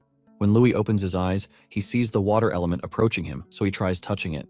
This time around, the particle doesn't avoid him, and when Louis makes contact with it, he feels the immense surge of power of the sea beasts, and learns that the essence of the world manifests by the will of Gaia. The vortex surrounding Louis starts spiraling out of control. So Aronian, who is watching him closely, immediately activates the goddess barrier seal, and this makes the goddess trap Louis in a barrier that comprises the 4 elements. Immediately, Louis's hair dye fades away, leaving his black hair exposed. Thankfully, the barrier produces a bright light that prevents the shocked students from seeing Louis. All they are concerned about is why he produced such a huge magical wave and why the principal decided to seal him. While maintaining the barrier, Aronian yells at Louis to calm down and not be swayed by his surroundings. Louis hears Aronian's words and finally calms down. This time around, he observes the elements and realizes that they are awfully similar to the elementary particles in science. So he tests his theory by changing their frequency, and in that instant, the ball of light erupts and the elements showcase their symbols. Just then, the vortex spirals greatly, and it has Aronian and the students around worried to the point that they admit that Louis's aura is far more terrifying than Neil's. Noticing that Louis isn't going out of control, Aronian commends him for exceeding his imagination. While closely observing the elements, Louis concludes that magical essence is the same as that of elementary particles, and thanks to that, it means humans might be able to use magic as easily as monsters. With that, he absorbs the element and notes that just like elementary particles, they are constantly in motion, which means that by harmonizing their movement with the flow of qi and breathing, the circulation of the elements becomes smoother. And if that's the case, Louis might be able to create a magic crystal in his body and use magic like qigong techniques. Louis concentrates hard, and a crystal shape forms in his eye. Immediately, ice crystals grow around him, and the barrier used to house him shatters into pieces. Aronian is stunned by Louis's ability, and he smiles as he watches Louis fly into the air by manipulating wind magic. The other students witnessing the scene run for their lives and cry for help as ice crystals rapidly erupt behind them till they are eventually frozen to the bone. Sensing how dangerous things are becoming with Louis's power, Aronian steps up, saying he has to suppress the power, so he calls out to the goddess, chanting a prayer while holding an emblem. Immediately, he creates a huge barrier of flames that offsets Louis's icicles, and the impact of the collision alerts people in the library, outside the temple, and in the training room. Right after, Aronian wonders what kind of element Louis just used, while Louis checks his body out and realizes how he has combined 2 elements to form a new element. As he wonders who to talk to about it, he spots Aronian looking at him seriously. Confused, Louis sees the flame barrier, but Aronian snaps his finger and the entire barrier collapses into the badge. He then asks Louis if he knew what he had done, and when Louis looks around, he sees some fallen students, so he realizes he had gone too far. Aronian speaks to Kalk through his comm, saying he's going back to his office and he'll leave him to do the cleanup. Right after, he tells Louis to follow him, believing Louis has a lot of questions for him. On getting to his office, Aronian congratulates Louis on awakening not just an elemental attribute, but the complete 4 of them. Louis then shows him their core, and Aronian is impressed that he can handle the elements very smoothly, so he hands Louis a book that he had used during his time to study magic, but then informs Louis that the book will only help him with wind and earth, since those are the elements he can use, but for fire and water, Louis should ask Faye and Miliana. Since the girls are from great families and they know him, they are the best choice. With that out of the way, Aronian calls for Kylie, and in that instant, she spawns into his room, so he introduces her to Louis as his trusted aide. Just after he informs Louis that she'll protect him henceforth, Kylie asks Aronian and Louis to move to another place, and they follow her to a private training ground where Aronian has reinforced its walls with earth magic. For starters, Kylie asks Louis to show her his element, and Louis demonstrates while explaining that by speeding up the movement of two elements and blending them, he has created a new element, which he calls ice. Utterly surprised, Aronian, who has never heard of elemental combination, wonders how Louis came about the ice element. Kylie feels the chill air emanating from Louis and smiles like a deviant, before saying she'd like to confirm it up close. In a split second, she closes the distance between them and swings her fists at Louis, who parries her blows and returns his with his ice-imbued element. At one point, Kylie struggles to fight off his punches, and she nearly gets hit, so she backs off and wonders if Louis got faster. Then it dawns on her that she has gotten slower, and it might have been the effect of the ice element. As she melts off the ice using her fire element, she asks Aronian to confirm if elemental fusion has been done before. But he denies and tells her that, since the very beginning of magic, many geniuses who had studied it had tried to fuse the elements, but none had ever succeeded. In their world, most people can control a single attribute, and only a tiny few awaken to multiple attributes. Even the Empire's strongest saint, Mirian, known as the once-in-a-lifetime genius of the Eastern region, could control 3 elements and also tried to fuse 2 attributes, but failed. Aronian explains how Mirian's mind and body couldn't keep up, so it wasn't something a normal human could endure. Aronian explains that humans need the mind and body to control the elements, and with the way Louis pulled his off, he needed strong willpower to guide the elements and release them outside the body. If one tries doing it with multiple elements, the elements would collide with each other and it could cost the wielder's life. Fixated on Louis, Kylie suspects that Louis's potential may rival a saint's, so she heats herself with fire magic and then tells Louis to fight her once more.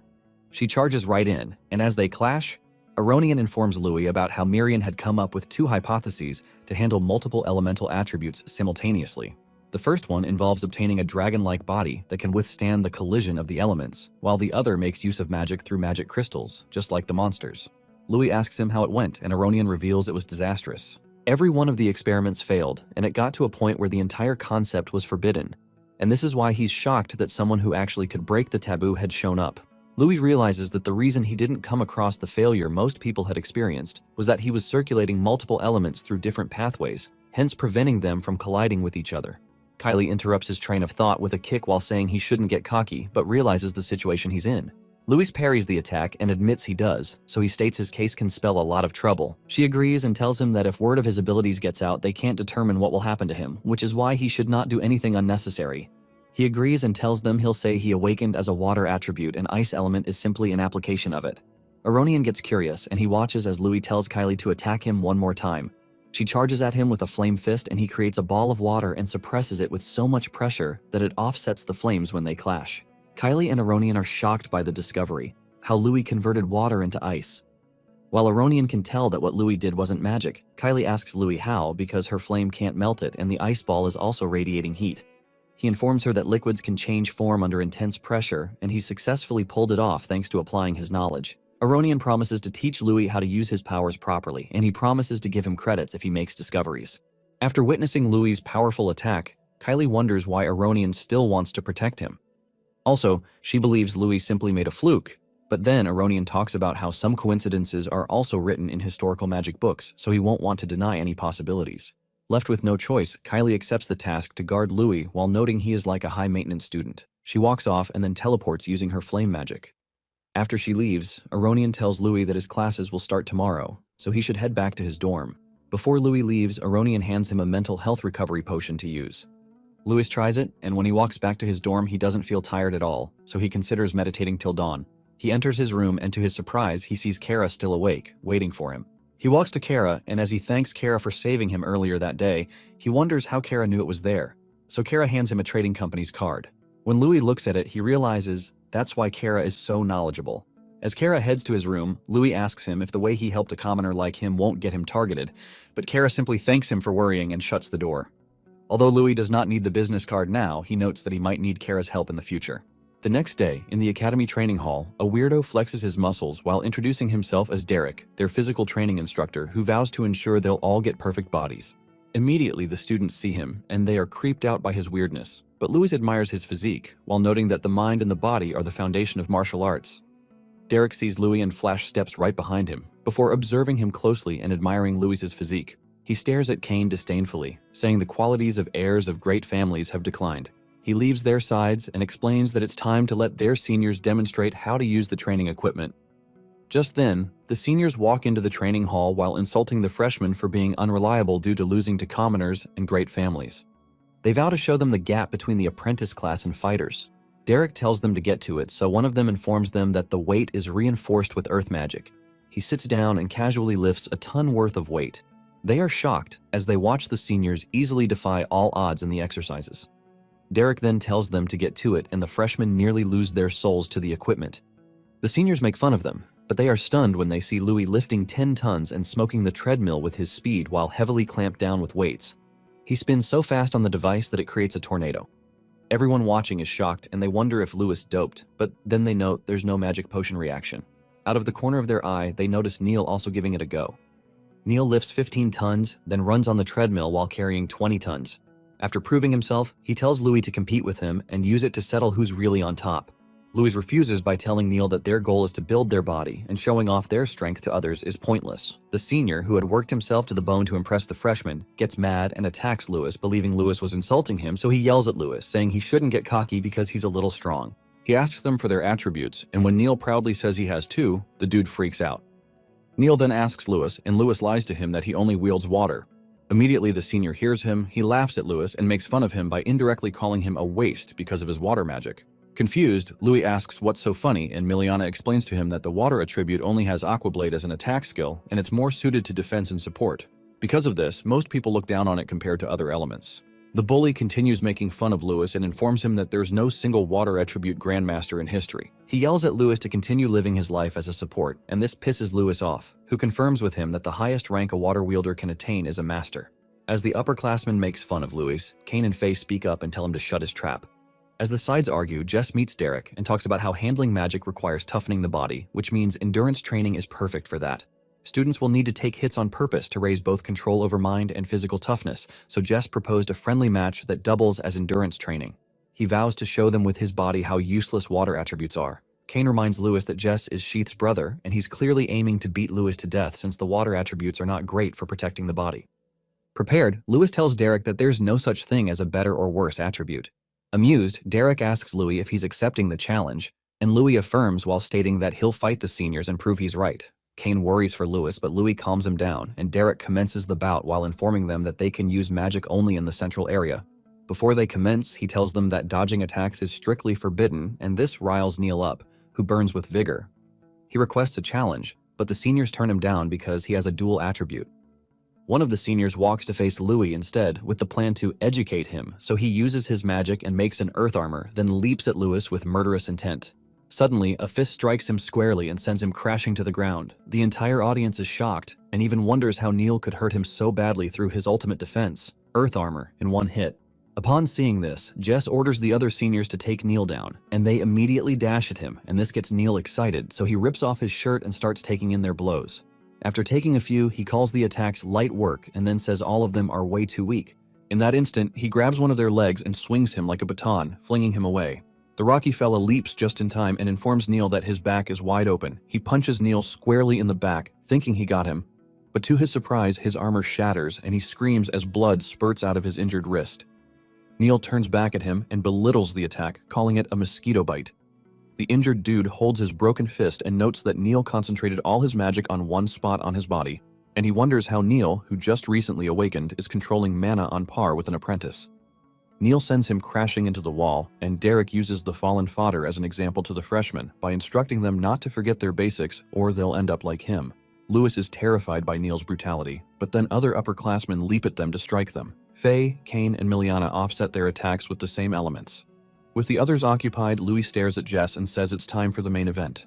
Jess gets pissed just by hearing Louis talk about himself like a main character, so he vows on his position as the heir of the Harry family to teach Louis what a noble's dignity, pride, and manners are. He instantly leaps at Louis and fires a wind arrow attack, but Louis uses his highly condensed water as a shield and it transforms into ice. The ice shield stops the attack, and as it grows, Jess automatically backs off. By the time he looks at his hand, he trembles as he sees it frozen over. Confused, Jess asks Louis if it's water magic, and Louis affirms, calling the ice an application technique of water magic. Miliana and the others are surprised by it since it's their first time seeing such a technique, but it pisses Jess off, and he agrees with Brian that the freshmen are nothing but troublemakers. As he considers using a particular technique, he sees Neil mollywopping his colleagues, so he smirks at Neil, who immediately charges at him to strike him down, but Jess moves past him with ease and baits Neil to come after him. Neil gets pissed and he crashes every time he tries to hit Jess. At one point, Kane kicks him away while telling him to calm down. Jess dodges him and goes toward Louis, so Neil follows right after him and tries to crash into him, Hulk style, but Jess safely jumps away. Louis also leaps out of Neil's range, and in that instant, Neil attacks him with a roundhouse kick from behind. Thankfully, Louis sees it just in time to react to it with his ice. Then he insults Jess for being shameless for performing a sneak attack, which contradicts his talk earlier on pride and honor. Jess simply scoffs at Louis and says he simply made the right decision to win. Neil leaps into the air to strike Jess, and he nearly hits Louis, who immediately dodges and lands back on the ground. Jess aims for Louis' head with a dropkick, but Neil smacks him away. As Jess falls bleeding to the ground, Neil asks him why he can't understand that teaming up is the best strategy. With Jess out of the way, Neil then tries to hit Louis multiple times, but Louis evades all his attacks. Derek eagerly watches their fight and calls Neil a battle genius, even suspecting he might be better than William. As Neil continues his strikes, Louis grabs his hand and then hits him on the throat, calling it Neil's weakness. As Neil steps backwards and gasps for air, Faye yells at Louis for attacking Neil in a dangerous area, and due to her distraction, Neil grabs Louis's arm. Then he tells Louis to feel the pain, so he headbutts him and calls Louis an insect, and he hopes to have a brutal fight. Louis, on the other hand, reminds Neil of how the school rules warned them not to intentionally hurt others, but because Neil has crossed the line, he plans to get serious with him. In that instant, he uses ice magic on Neil, who holds him, and Neil replies that Derek had told them to show off their proud body, so he isn't running or hiding. Immediately, the ice envelopes Neil, and Louis asks him if he prefers something tougher. Without wasting time, Neil, who is fuming with fury, tells Louis that he doesn't need to ask. After all, the pain is unbearable. Neil activates his flames and destroys Louis's ice. He then punches his own arm before stating that fighting Louis makes him stronger, so he beckons to Louis for them to continue. One time when Neil drank by the river, a pack of wolves attacked him, and that was the first time he felt pain, so he grabbed them by their snouts and tore them to shreds with his brute strength. That was when he got enlightened and concluded that pain is not only the proof that one is alive, but also what makes him stronger. He believes only the strong can survive in their world, and that's why he wants more pain. He leaps into the air while calling Louis's name and states that they are the same because they are monsters starving for power. As he tries to bring down his enhanced fists, Louis redirects his blow by parrying it and sending him crashing. Immediately, Neil readies himself to fight, but Louis plants a kick on his face. Still, Neil stands through it, and he craves for more deadly combos.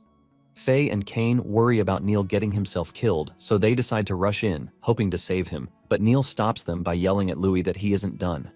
While he swings his fist, Louis wonders how to stop him without breaking the school rules, so he thinks of freezing him in place.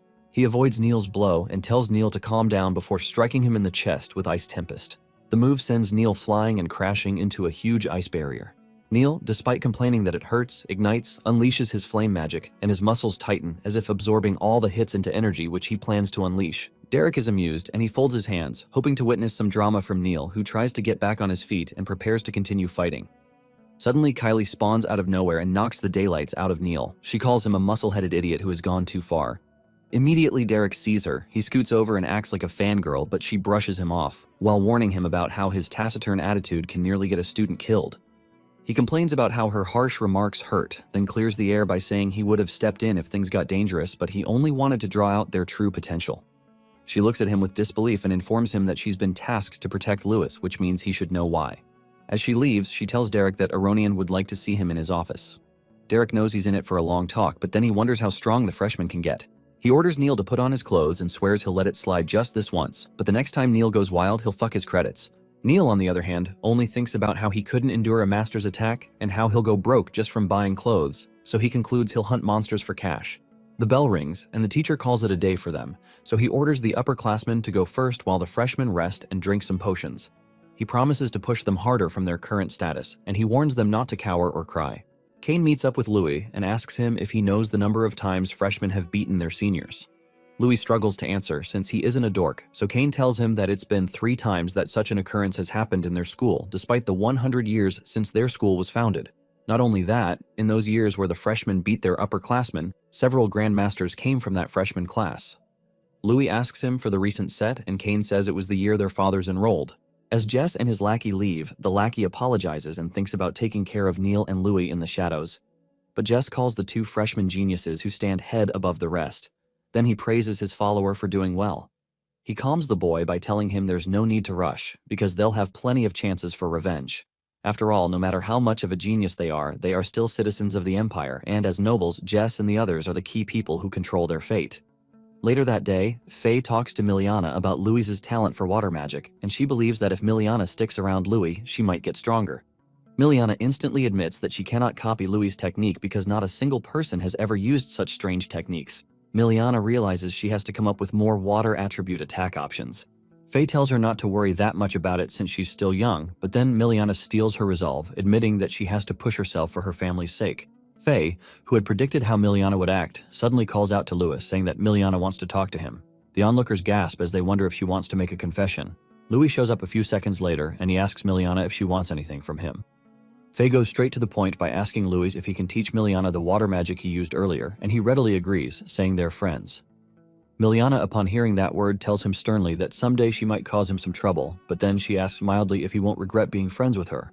Louis disagrees and tells her he will never betray his friends, but she nods while saying she didn't want to drag him into this, then she bolts away.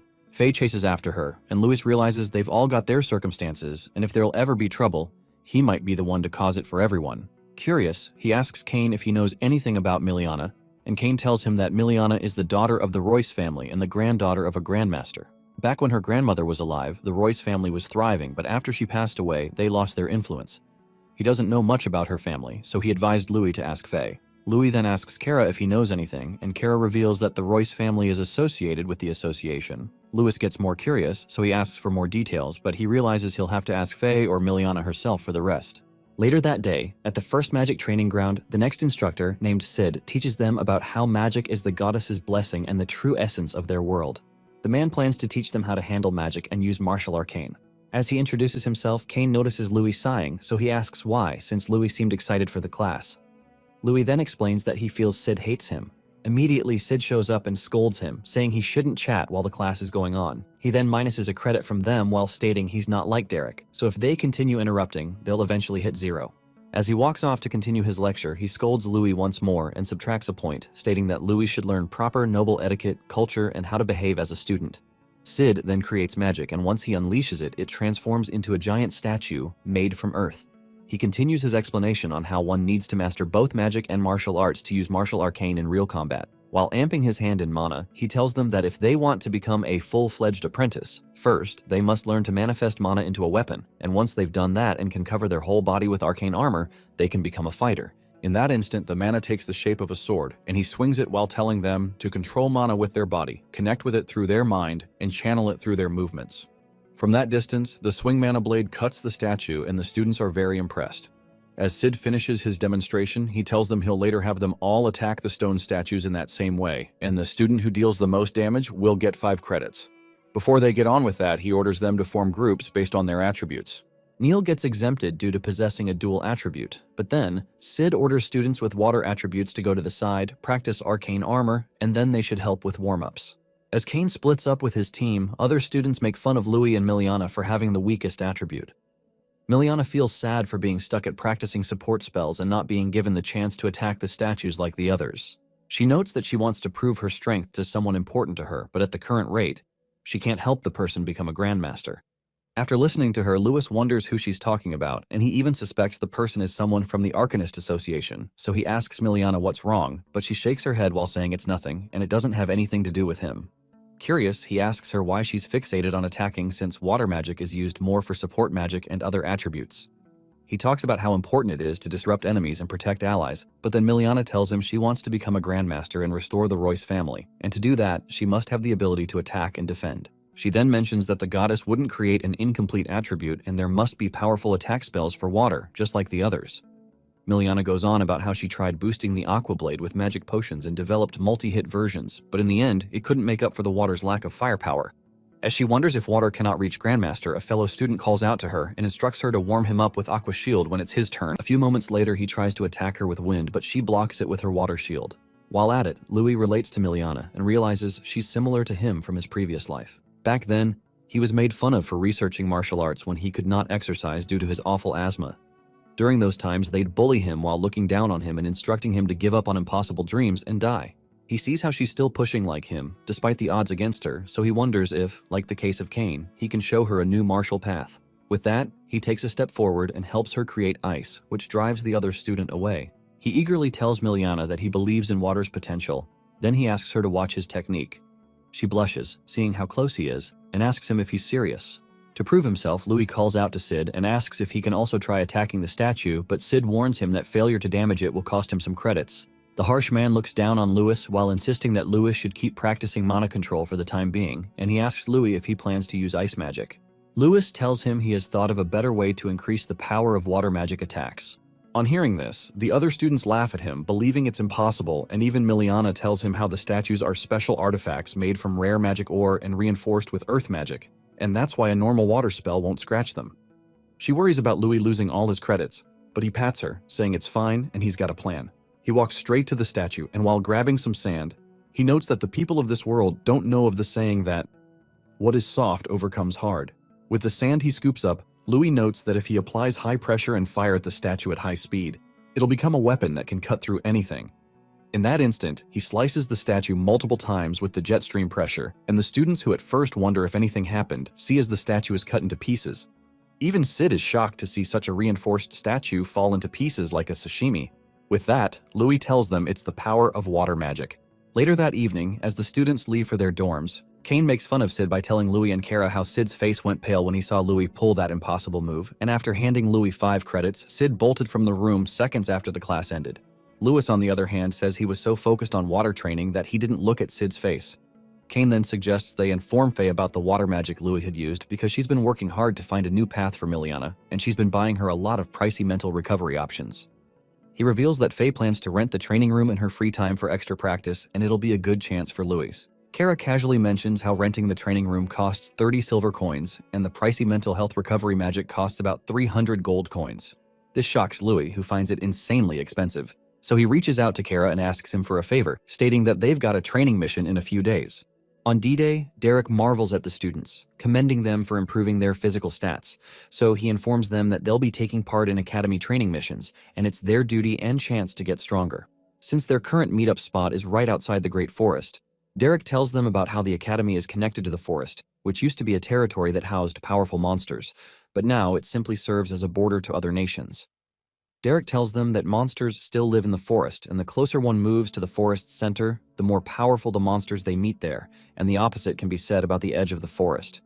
Derek then reveals that the academy was built nearby partly to defend against the Empire from the monsters in the forest, and it's why they send students periodically to help exterminate some monsters during their training missions. He tells them that magic crystals gotten from the mission can be exchanged for credits and rewards when they return, and the student with the biggest loot gets a bonus. However, if they push their luck and end up fighting monsters above their power, and they need Derek to rescue them, they'll lose a credit point. While Neil prepares for the onslaught, believing it's the time for him to cut loose, Louis tells Faye that he plans to use the real combat experience to train Miliana, since such a position is the best time for people to show their real power. With that, he suggests they form a team of 5. After all, they've got the teamwork, and it's very efficient compared to paying to rent the training room. Once Faye asks Miliana about her opinion, Miliana immediately agrees, so Derek tells them they'll go first and will take their first training mission together with some seniors. He calls it a good chance for them to take advantage of their experience and learn a lot. Unfortunately for Louis, the seniors are Jess's crew, and they tell Louis's team about how dangerous the forest is, so they should peel their eyes open and ensure they don't get themselves killed. Louis tells Jess not to worry about them because people only grow when they overcome danger. Jess feels insulted, so he calls Louis a cocky brat while he walks off towards the forest with his crew and instructs them not to help Louis's team if a fight breaks out. Cain briefs Louis about Jess's team by saying that the team can't directly interfere in the training mission because the teachers always watch, so Jess and his crew will try to lure them into the forest and try to make them fight stronger monsters. Louis sees potential cash in the mission, so he agrees to it, and Cain calls him a piece of work. Some minutes later, as the seniors walk into the forest, Louis asks around after learning that they are in the behemoth's territory, so he wonders if there are still a few in the area. But Cain tells him that the Saints have vanquished all the remaining behemoths. Like a ranger, he tells Louis that they'll only see fight-class monsters at the outskirts, so he asks Louis if he wants to fight them later. One of the seniors reveals that fight-class monsters are often taken down by several fighters working together, so he feels insulted and believes the freshmen are daydreaming for thinking they can fight off fighter monsters on their own. Just then, a fighter-class Grand Bear appears right in front of them, so the senior leaps to a tree branch before saying he'll leave them to handle it while he watches them. After observing the bear, the senior notes that the bear looks very strong among the others of its class. With Louis' signal, everyone takes their battle position, and the bear roars at them. They charge right at it and evade its clawed swings. Cain especially uses wind magic to avoid being sliced off.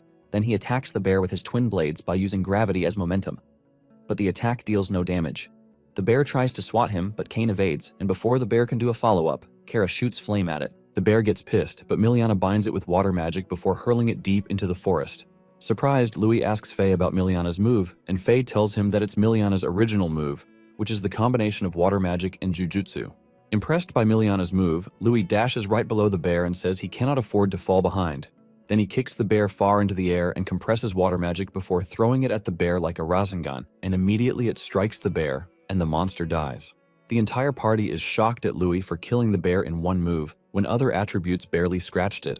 Louis then informs them that he used steam, and to achieve the result which killed the bear, he simply compressed heated water to a point that, when released, it detonates, resulting in steam which can burn targets and even interfere with their breathing. Louis explains how tough skin cannot protect oneself from internal damage. As Miliana wonders if she can perform it, Louis hands her the rings and tells her that he asked Kara to get them from his trading company because with them, she can use the other elements. Louis got the idea from watching Sid, and then he noted that he could openly use his multiple attributes.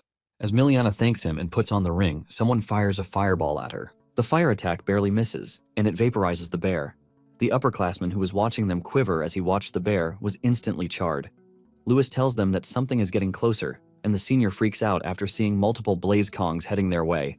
While hiding, Cain calls the monsters bad news, but Louis, who has no clue what the monster is, asks Cain to fill him in, so Cain tells him that the monster shouldn't be anywhere near the academy, and he finds it unbelievable that a pack of them has revealed themselves. The blaze kongs feast on what's left of the bear, and the others watch with fright. Cain suspects that other students might also be in danger, as they might have come across multiple blaze kongs. Just like he predicted, a lot of them scamper around after coming face to face with the blaze kongs, and Derek has his hands full rescuing the fallen students. Neil, on the other hand, doesn't back down, and he cracks his knuckles while preparing to fight a blaze kong. Sid also shows up and orders the students to run while he deals with the situation. Louis wonders why monsters that shouldn't be at the forest edge are showing up, but just then, a blaze monster appears right behind Brian. Brian instinctively covers himself with earth armor to protect himself, but the blaze kong smacks him so hard to the floor that his armor shatters and leaves him trembling from immense pain. The kong tries stepping on Brian, but out of nowhere, Louis appears and lands a dropkick on the monster, and the attack sends it crashing. Immediately, Louis orders Kara and Miliana to take the seniors and run while the rest stay back with him to fight the monster. Before leaving, Miliana wishes them a safe return, and they promise to catch up soon. Just then, the monster gets up and charges a flame cannon at them. Louis immediately orders them to dodge, so they leap in different directions. Realizing they have to work together, Cain activates a wind arrow and uses it to propel himself towards the blazing kong. The monster tries to grab him, but Cain slashes its arm. As it screams in pain, Faye follows up with a flaming attack to the head and bonks it to the ground. Cain calls her a muscle brain as she doesn't stop there but instead activates her secret moon lance and unleashes multiple strikes on the monster. While at it, she sees its core, so she fires a lance, which causes a huge explosion and not only cracks the core, but also gets rid of the monster. Faye then poses right after defeating it, but Cain tells her not to let her guard down, and right behind her, another blaze kong appears and fires its flame cannon at her. Thankfully, Louis blocks it with his ice shield, then he freezes the ground up until it traps the monster in a huge block of ice. Faye thanks Louis for saving her, and she can't believe that the ape still survived being trapped. Suddenly, it breaks the ice with its flame cannon, so Louis pushes Faye out of the way. They watch it in shock as the monster's wounds close very fast. Louis gets an eerie feeling and notes that it's similar to what he got from Neil back then. Neil, on the other hand, keeps on trading fists with a giant ape, and he also recovers his wounds. Meanwhile, Derek watches as the monsters charge at him, and he calls it a hassle because they keep regenerating, so he fears for the students. Louis and his group form a tight unit, and as they watch the monsters approach, Louis notes that things are bad.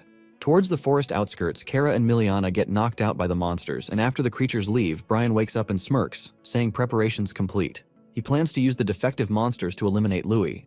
Suddenly, the monsters around Louis' group activate arcane armor, and Cain finds it unbelievable. They attack the group, and as everybody splits up, Louis sees that all the creatures' eyes are turned his way, so he wonders why he's being targeted. To make matters worse, all the blaze kongs charge up their flame cannons to a very huge size and simultaneously fire it at Louis. His teammates worriedly scream his name, but the explosion rocks the entire forest, and Brian calls the mission a success.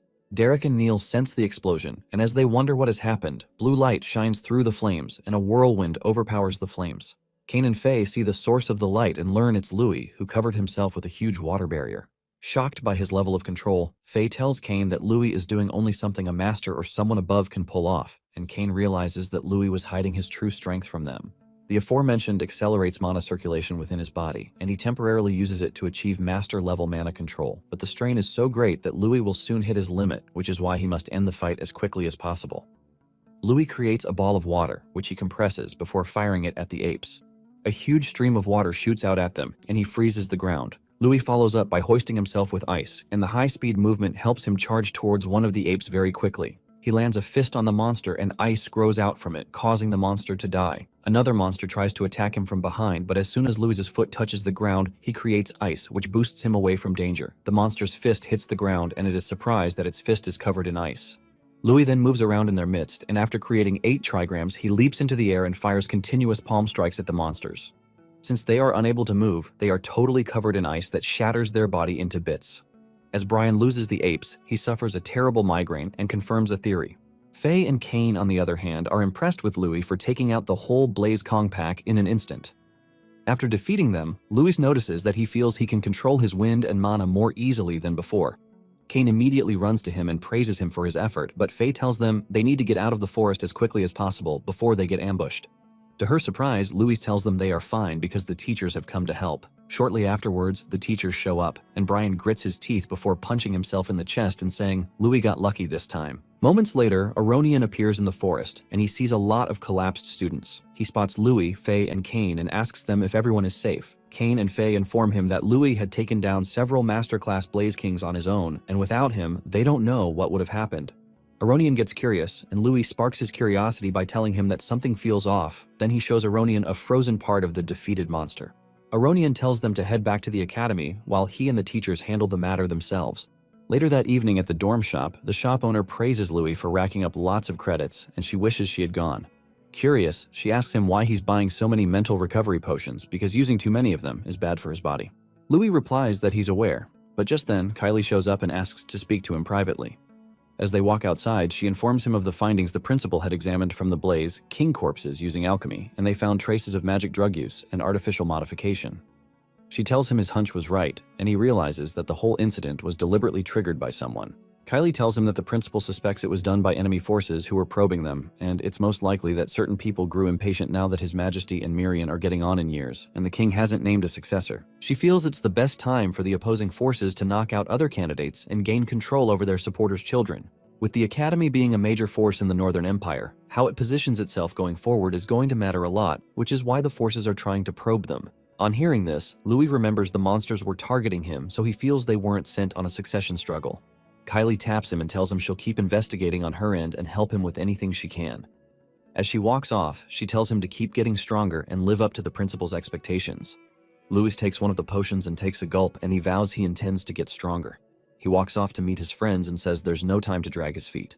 Somewhere else, Brian meets his dad, Prince Vaughn, and tells him that the modified monsters showed an increase in combat ability within a set range, but the results fell below expectations. He explains why most of the corpses were disposed of through self-destruction. Some of them were recovered by the Academy, and he worries about what will happen if Principal Aronian catches on to them. His father tells him that the test subjects were prepared by the Born Empire, and if Aronian catches on to that, there's nothing he can do about it. More importantly, he looks at Louis's photo and calls him the child of the curse. He says he had his suspicions for a while, and now that he has confirmed his terrifying presence, he believes the principal is helping conceal Louis's identity. Brian gets pissed and calls Louis a hindrance to the plan, but his dad doesn't agree. As he burns the photo, he asks Brian if he steps around insects when he walks, but Brian reminds his old man that Louis is the cursed child who'll bring about destruction. As he tries to finish what he was saying, his old man stops him by saying Louis isn't someone to fear. Then he orders Brian to send information about Louis to the upper ranks of the association.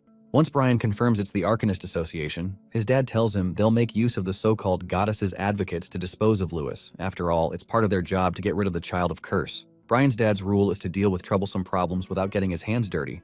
One time at the training grounds, Louis meditates, and as he concentrates, Kane attacks him, but he easily evades the slashes like he can read them from a mile away. After trying for a while, Kane immediately gives way to Faye, who fires a flame arrow at Louis, but Louis immediately readies an ice barrier to counter her attack. After the collision, he jumps back but then senses an incoming attack, so he creates ice with his foot to stop it, but then it explodes close to him. Faye and Kane marvel, believing they've won, but Miliana tells them it's too soon to celebrate, and Louis has probably already seen through their plan. Just then, Louis walks through the dust and tells them they've acted well, then he commends Kane's movement and tells him he has nailed the hit-and-run tactics. He mentions how Faye boosted her spear's power by adapting their unarmed moves, and lastly, Miliana hid Kara's item with mud. He tells them the only reason he could notice the abnormality was because of his cold senses. If not, he'd have been blown away in an instant. Kane gets frustrated because they couldn't put a scratch on him, so he sighs and admits that they still can't catch up to him. Faye is amazed that Louis can sense their movements with Kai, but he downplays it and explains to them that it's a technique that involves the circulation of mind and mana. He says he's still researching it and promises to teach them how it works next time. Kara hands him a recovery potion, and as Louis takes a gulp, Kara blurts out how it feels like Louis isn't from their world, and this makes Louis nearly choke on the drink, so he spits it out and asks Kara why he made such a deduction. Kara then explains that the reason he thought of it was that Louis openly shares his secrets, rather than keeps them in the family, since that's what normal people do. Louis tries to play safe by saying the whole family tree doesn't go with him since he's a commoner, and also Kara and the others teach him just like he teaches them. So the whole otherworlder thingy doesn't apply to him, and it'd be best if they all get stronger together. Faye ruins the sappy mood by reminding them they have to rest since they have martial arts class the next day. She also warns Louis not to sneak up and train alone because she doesn't like it if any of them secretly tries to get ahead of them. With that, they bid Louis goodbye, and just after they leave, Louis takes a look at his recovery potions and notes he's almost out, so he notes he'll trade for more. As he picks a sample to gulp, Kylie appears right by his side and stops him, then she asks him what he's been doing since he took one the previous day. She warns him that taking too many of the mental recovery potions will turn his brain into mush. Louis looks at the potion and then remembers how not only did he vow to become a grandmaster so he can get ownership of the orphanage from the association, but also the struggles he has had to get to where he currently is, and the difficulty that awaits him in the future. He tells Kylie that he's got things he needs to do, and for that, he has to get stronger. He assures her that he'll be careful not to overdo it, so he's fine. Internally, Louis notes that with the help of the potion, he can double his training time, since he doesn't have the luxury to take things slow. In that instant, he gulps the potion, and as Kylie asks him if he's sure about what he has done, a red, ominous aura reeks out of Louis's body, so she immediately puts on her battle armor and prepares to fight him. Louis opens his eyes and sees her on guard, so he fears he must have done something weird, but then he notes that his mana suddenly started flowing smoother. Kylie tries to dismiss what just happened, but then she looks at the box from which he had taken the potion and sees a lot of empty glasses, so she freaks out and asks if he drank them all by himself. Left with no choice, he admits sheepishly, and she confirms from the records that it's his 8th time exchanging for potions that month. Pissed, she estimates that Louis has been drinking at least 2 potions every day. And in Louis's defense, he tells her that if he wants to be a grandmaster as soon as possible, it's the only way. Also, his body hasn't shown any problems. Kylie yells that becoming a grandmaster isn't that easy, and what Louis needs isn't drugs, but the basics. She believes that even if he can't feel it, she's sure his insides are a wreck. The weird sensation from earlier also worries her, so she plans to tell Aronian about it. Without wasting time, she grabs him and walks him out of the training room with her, and they head to the facilities to do a magic potion check to see if there's anything wrong with his body.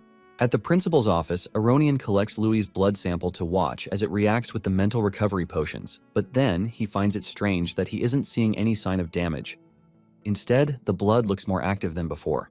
Kylie objects by informing him that Louis has been spacing out recently and clearly acting abnormally, and just a moment ago she got a chill radiating killing intent from him like that of a monster.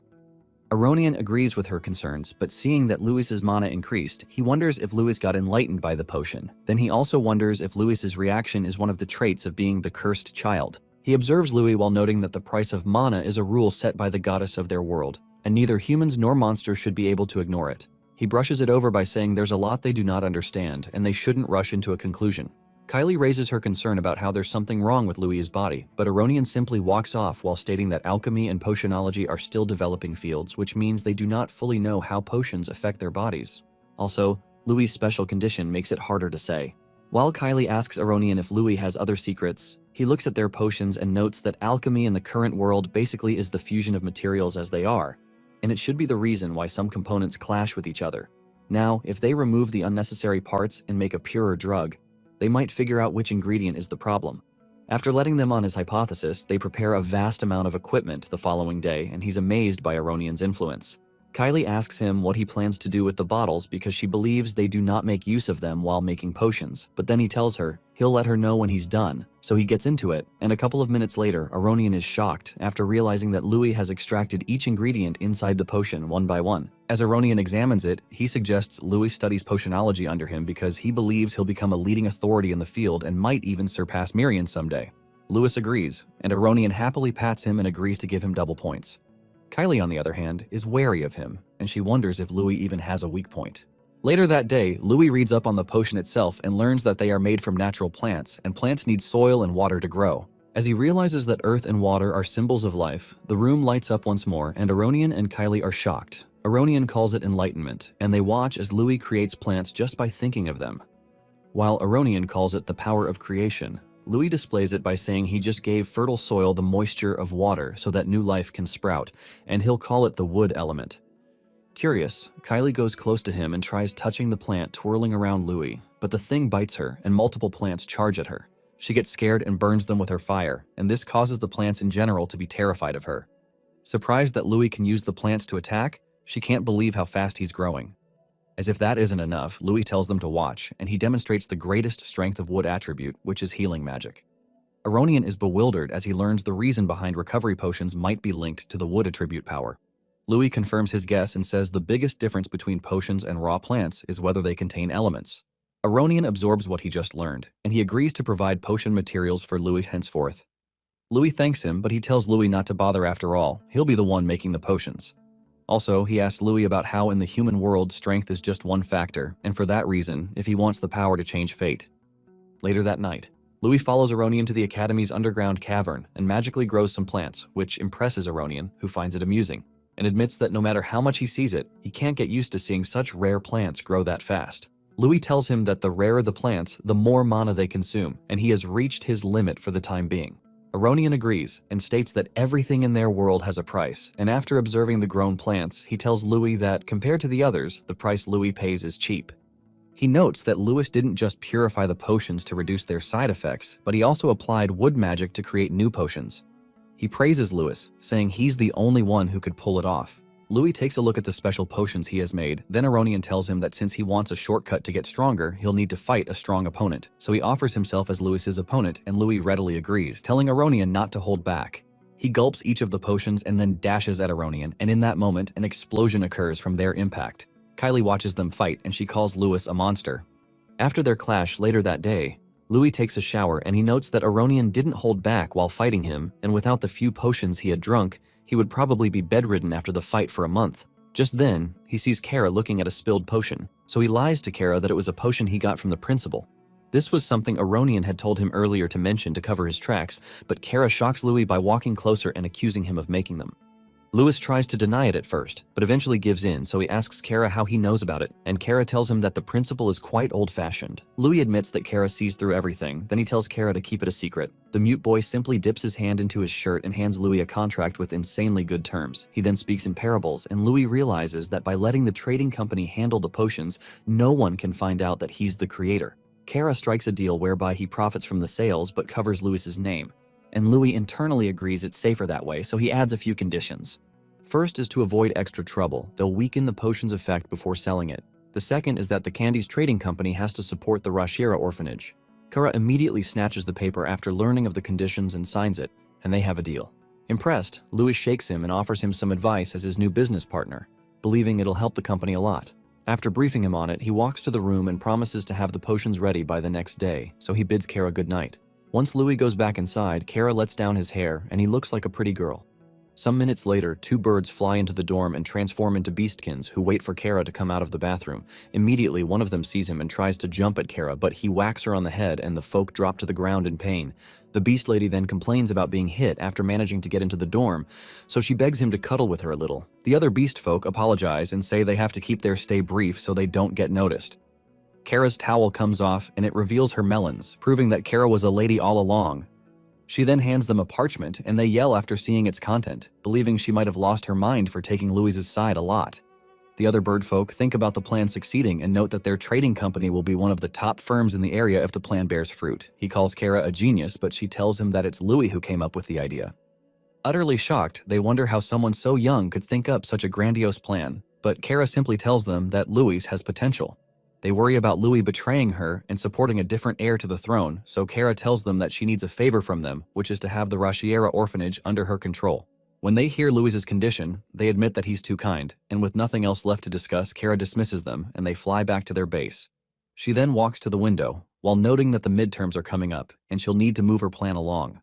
For that to happen, she wants Louis to show her how far his potential can go. A couple of days later, at the start of the midterms, Derek addresses the students, and he'd like to see how much they've grown. First, they will take the Corridor of Traps, a place where they must conquer countless traps and monsters, with martial arcane completely forbidden.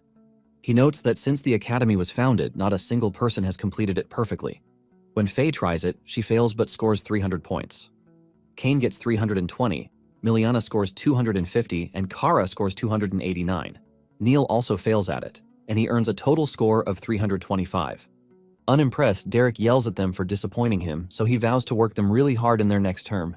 A fellow teacher asks for their performance, and Derek says they aren't bad and their foundations are solidifying. He admits that he has taken a liking to Louis, and the examiner also notes that Aronian has his eye on him. The man notes that 500 points would already be an excellent score for him, but Derek disagrees and notes that Louis should be stronger than that, so he bets that Louis will break 600 points. He stakes on the loser, buying a 10-year bottle of booze, and the other teacher agrees. Meanwhile, the other onlookers speak ill of Louis, believing he can't go far since the nobles have failed at it. Just then, Louis walks into the room, and multiple beams are fired his way. He instantly activates the Void algorithm, which helps him scan and detect the paths to take.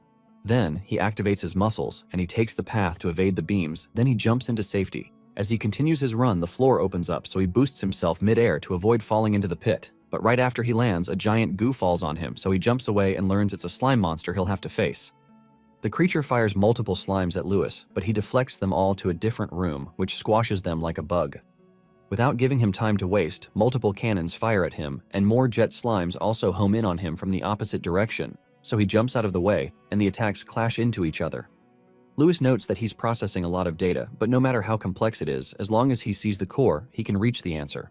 With the calculations complete, he lands in a safe zone and sees the optimal path to take to avoid the barrages, so he follows it and evades like he has precognition. And this surprises the teacher, who wonders if Louis knows the correct route. Just by watching him, the man can tell that Louis isn't just dodging every attack, but also neutralizing the monsters and traps at the same time. Derek chimes in and tells the man that he hasn't seen anything yet because he believes Louis might break the record. Louis keeps on moving forward, evading all the attacks and training his way, and when he tries to deflect one attack, it avoids him, and Louis realizes how fast it moves. The attack then transforms into echo bats. Seeing the creatures, the teacher calls them the most agile monsters on the planet, so he concludes that no matter how talented Louis is, he doubts that Louis can break the record on physical ability alone. Louis, on the other hand, slams his foot into the ground and connects the debris that flies into the air with a mana chain. He then fires them at the bats, and as some strike the monsters, others dodge them, so Louis follows up by physically poking the monster and whacking it. As a result, the examiner can barely believe his eyes as he watches Louis rack up points by going against his belief. With that out of the way, Louis walks out of the arena with a whopping 999 points, and this shocks all the students watching. He's granted the highest rank, and it pisses off the nobles who see his aura farming, so they vow to pound him into the ground in the practical test. The examiner is stunned that Louis broke the record with a perfect score, and Derek tells him to make sure the booze is ready before break starts. This pisses the man, and he fumes while stating that he hates betting. Louis's friends meet with him, and they ask him how and congratulate him on perfectly evading the traps without magic. Faye, who is very impressed, still vows to beat him in a one-on-one confrontation someday. Neil, on the other hand, sees Louis, and he silently walks past him, and this impresses Kane, who wonders if Neil has finally realized the gap between them. Louis says it's the other way around, and he can sense the demonic blood from Neil. With that, Derek concludes the technical test, and then he tells them that it's time for the practical combat test. He orders them to draw their lots in order and informs them they are free to go all out. He also adds that he's sure a lot of them have been looking forward to this part of the test. Jess happily speaks up and says he cannot wait to see who he's matched with, so he can give the juniors some direct guidance. He dips his hand into the lottery box and his magical ring selects a card. Before looking at it, he notes that Louis is a troublesome man whom he plans to hit when he's worn down. After that, Louis and his friends draw their lots and they learn they are in different brackets,